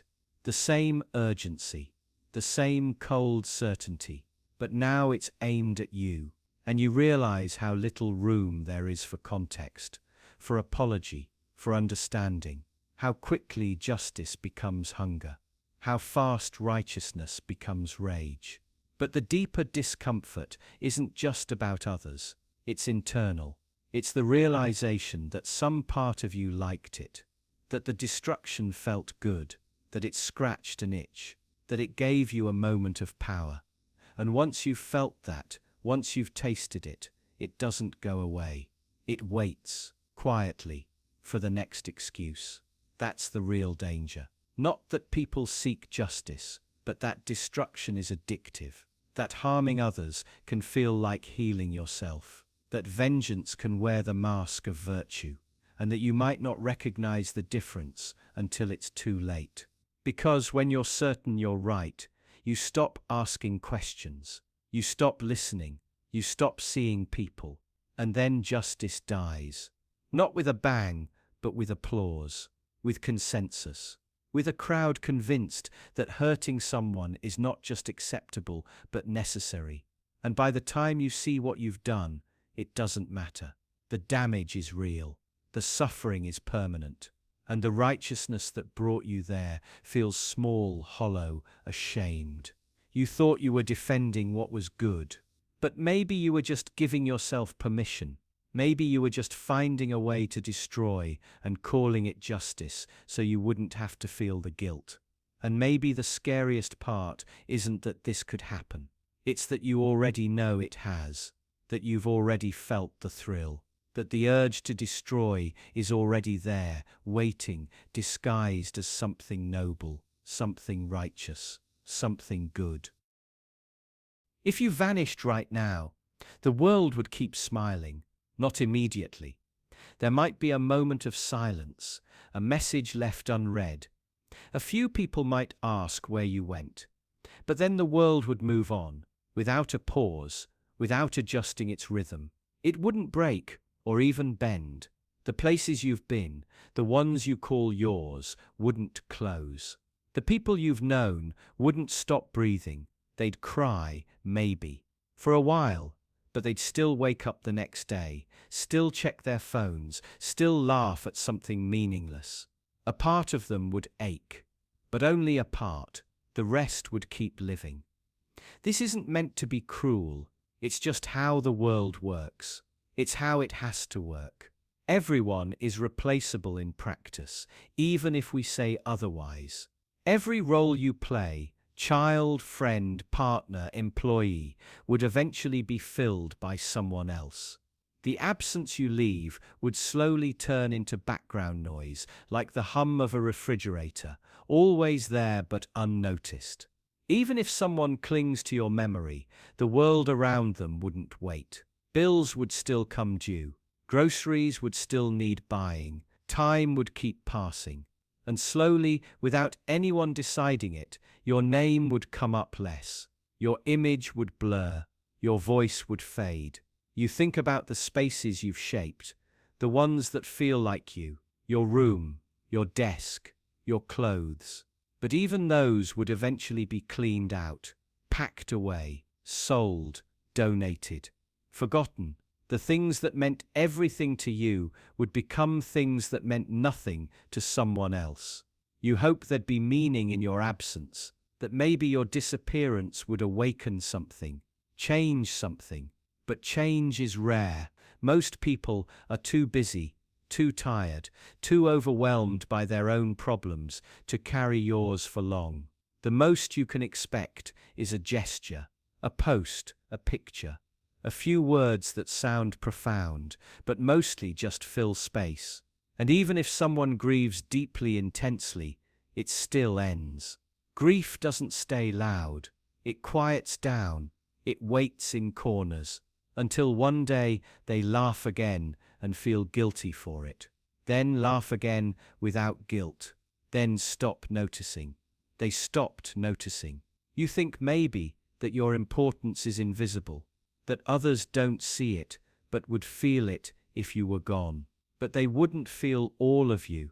They'd feel the version of you that touched them, the version that served a role in their life, not the whole of you, not the complicated, private, silent parts you carry alone. Those parts would vanish completely. The world would smile because it has to, not because it wants to erase you, but because it doesn't notice erasure. It doesn't keep track of every missing piece. It doesn't know how to stop and look. It continues automatically, instinctively. And that's the part that stings. Not that you aren't loved, but that you aren't necessary. That love doesn't equal permanence. That being remembered doesn't mean being preserved. There are people who change the world. Their absence is felt more widely. But even then, the feeling fades. Their impact becomes a story. Their name becomes a reference. Eventually, even they become history, then trivia, then nothing. So what does that mean for you? If vanishing leaves no mark, no rupture, no lasting change, what does that say about your value, your memory, your usefulness? Or maybe the value was never in being noticed. Maybe it was in noticing, in the small private truths you held, the thoughts that no one knew about, the sensations you experienced that never needed to be shared. Maybe your value was internal, silent, and unrecorded. But if no one ever saw it, does it matter that it existed? The idea that your absence would pass quietly isn't meant to humiliate. It's just a mirror. It shows you how easily the world moves on, how the sun still rises, how the air still shifts. It shows you that your fears were right, and that they don't change anything. You may feel betrayed by this, as though the world owed you more, as though being alive should guarantee a lasting echo. But the world never promised that. It never promised memory, only movement. And maybe you find comfort in that. Maybe the lack of permanence gives you freedom. Or maybe it makes you feel invisible, unanchored, disposable. That feeling won't go away easily. It lingers, it deepens, but it's honest, and in that honesty you see something else. That the need to be remembered is just another way to fear disappearance. Just another version of wanting to matter. But if mattering is temporary, if it always fades, then the real question isn't what happens if you vanish. The real question is why it hurts to know that you can. Because it means you were never part of the world's rhythm, only something briefly placed within it. And once you're gone, it keeps smiling. Not because you weren't worth grieving, but because it never needed you to smile in the first place.